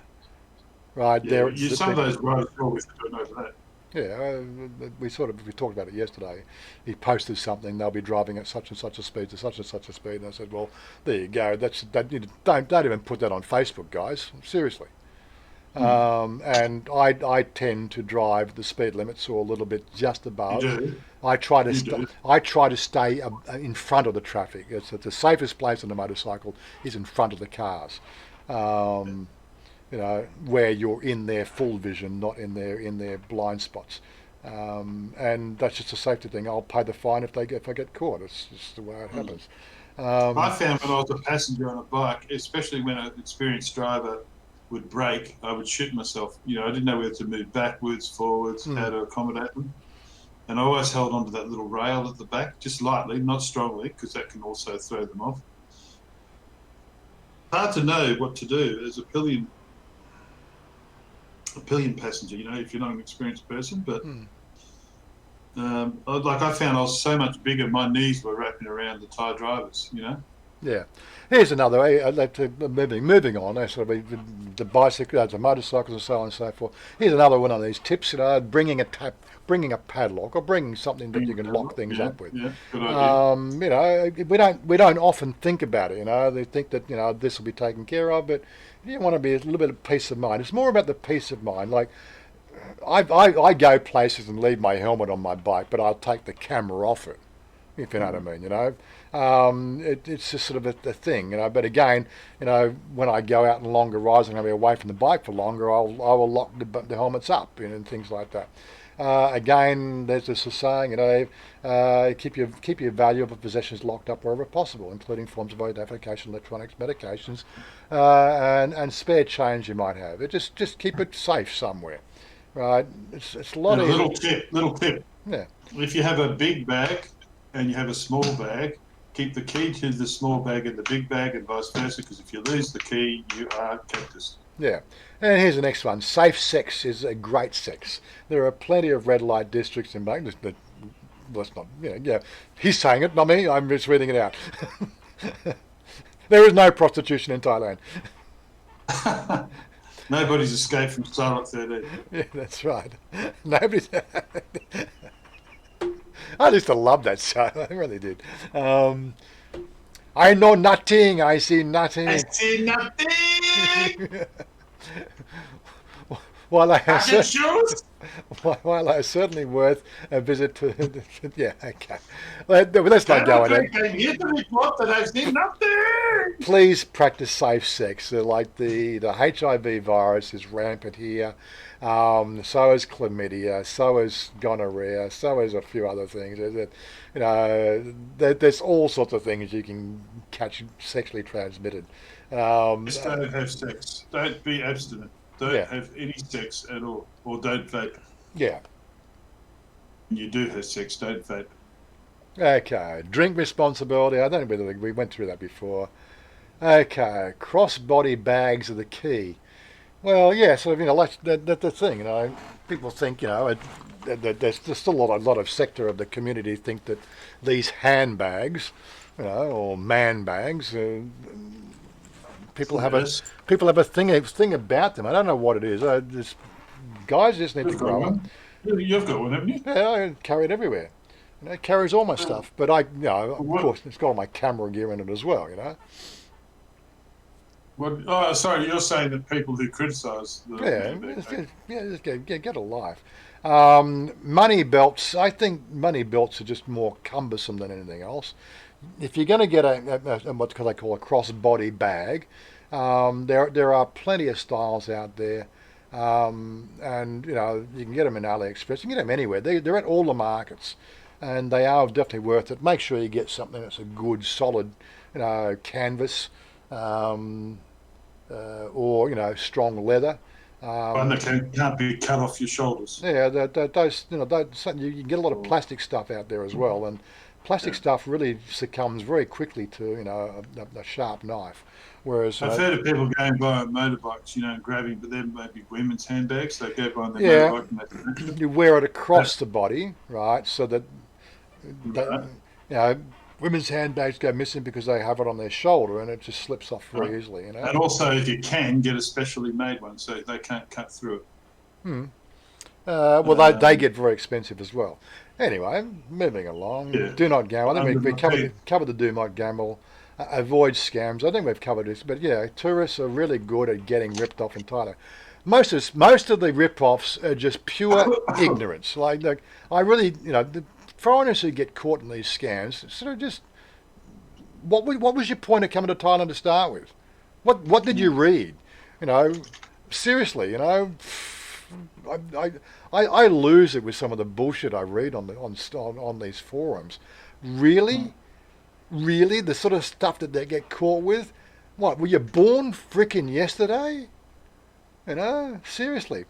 How do you know what a good opal looks like? How do you even know what a diamond looks like? Mate, if you don't know your stuff, seriously, stay away from it. Sometimes you get lonely, Warren, and you do go a bit silly. You are vulnerable. No, well, again, it's just your own fault. I went and bought a 5-diamond ring there or some shit. I think I got ripped off. But one thing I've never been ripped off on there is buying Thai gold. I've bought a lot of Thai gold there and done very well out of Thai gold. So I don't know why, but it's pretty honest sort of trade goes on there with the Thai gold, in my opinion. You go to China or Yarawat, you can buy some Thai gold there. You're unlikely to get ripped off. It is one of those things. I would still be cautious with buying Thai gold. Again, looking at the weight you're buying, weight versus size and things like that.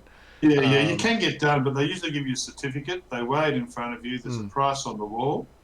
I just know that I knew next to nothing about Thai gold, and I bought a lot of gold chains and quadrupled my money, of course, but I bought it in the early 2000s, and it went from 4,000 up to about 20 now, I believe, for 1 baht.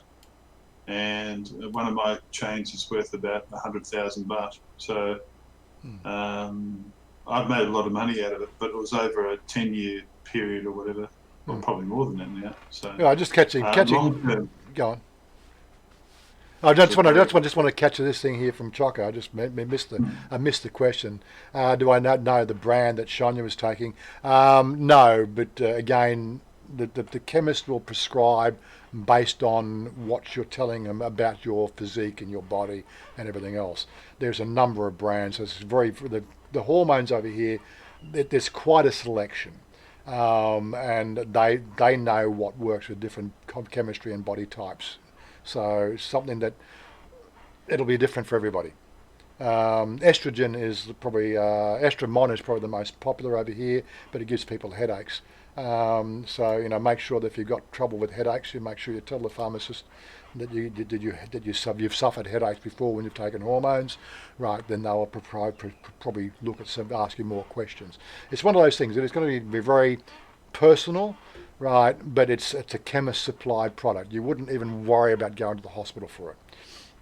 Okay, moving along. So getting back to Snap says I have those small retractable cables attached to my phone. That's interesting.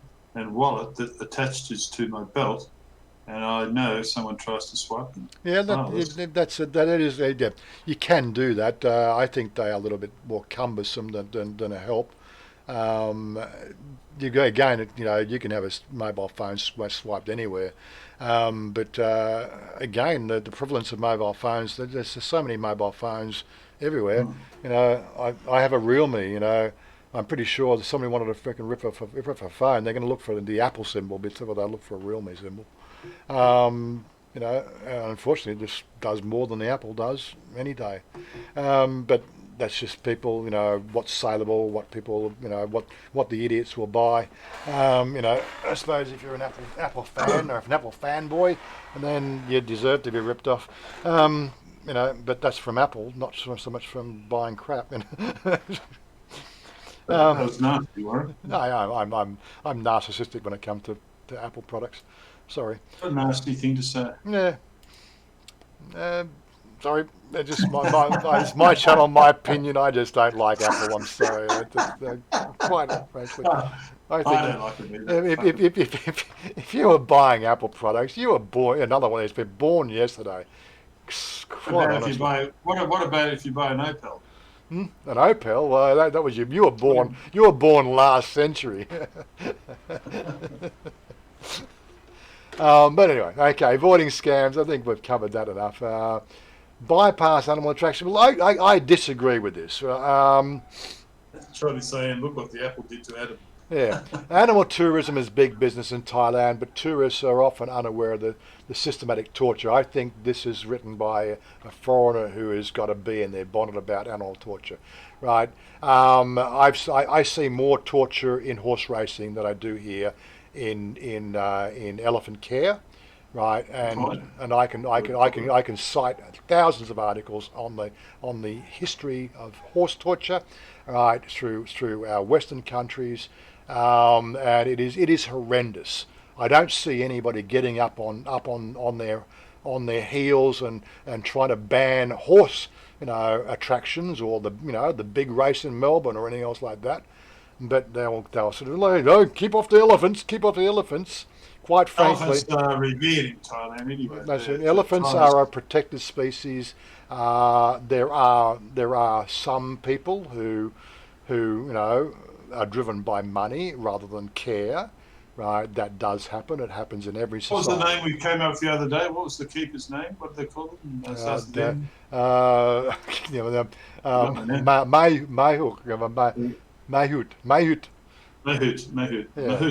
Mahout. I lost Mahout. Like I lost Mahout.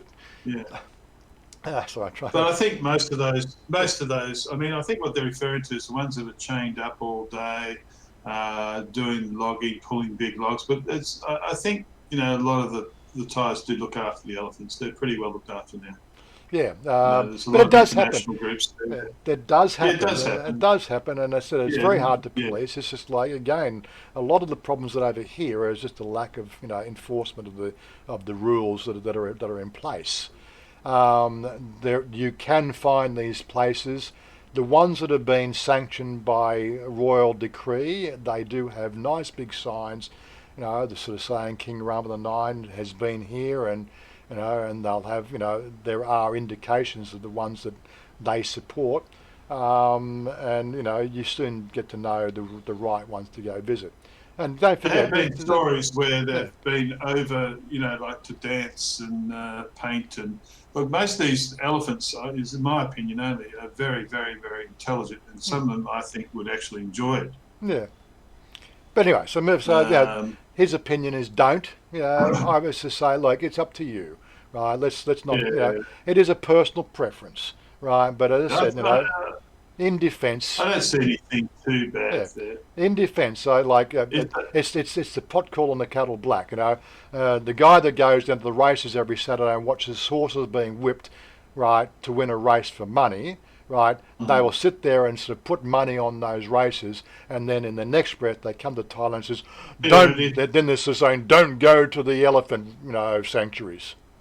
It's just like the only thing I don't like is if they're chained to something and they start wiggling about, or they're behind a cage at the zoo. Yeah. I mean, you see that in Western zoos as well, where they just start going back and forth, rocking back and forth. That's a sign of stress. Yeah, that's it. You can see that. Generally speaking, a lot of them are looked after, in my opinion. Exactly.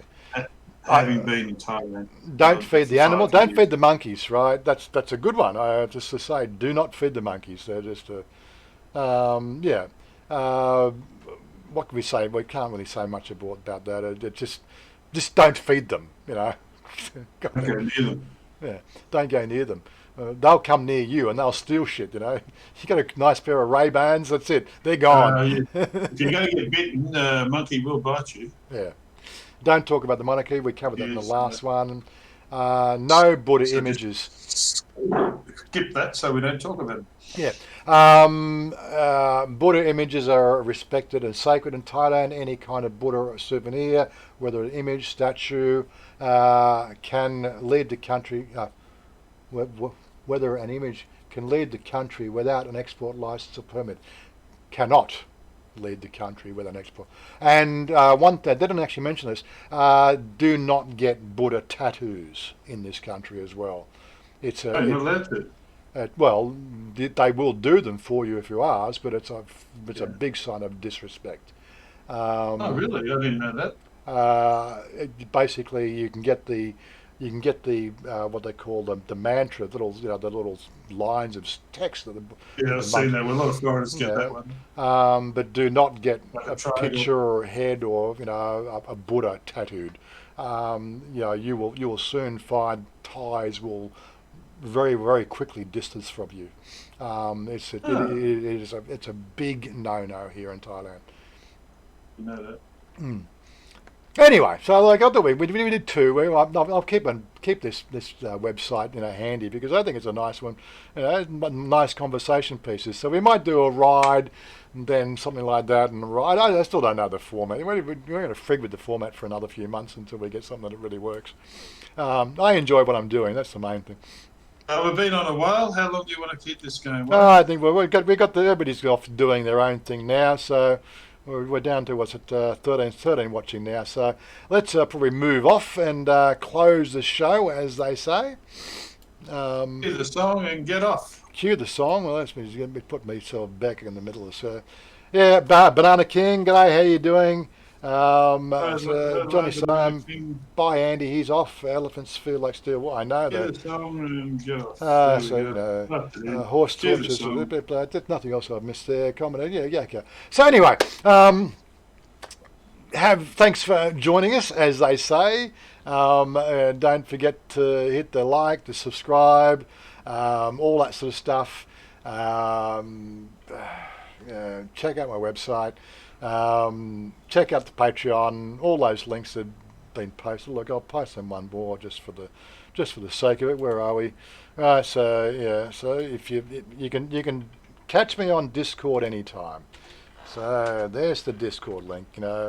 You want to call me on Discord. What else we got there? Yeah, check out my website. Follow me on Patreon. As Stephen has been doing throughout there. Slackers, I'm not getting a beer today, but shout me a beer. Somebody buy Warren a beer, will you? Just so he doesn't have a breakdown. I'm going to change that. Buy me a Bacardi Breezer. I might buy you one. No, don't you dare. I'm going to.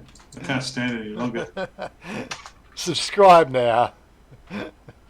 Chat him a beer, for Christ's sake. That's it. Subscribe me, baby. And don't forget, this is a channel where anytime you want to sort of get noticed, you can always hit that little $sign on the chat there and give me a shout out. And we'll catch up with you later. Where are we? So let's get that off screen. Let's get the music playing. Get the song. Get off. There we go. And well done, son. Oh, well, again, we had a bit of fun. Thanks for joining me, Stephen. It's always fun to have you along. Love the penis background you got there. Johnny Chanya saying he did buy me a beer last time we did the meetup. Yeah, okay, fair enough. Anyway, we'll catch up with you guys. Somebody buy him a beer.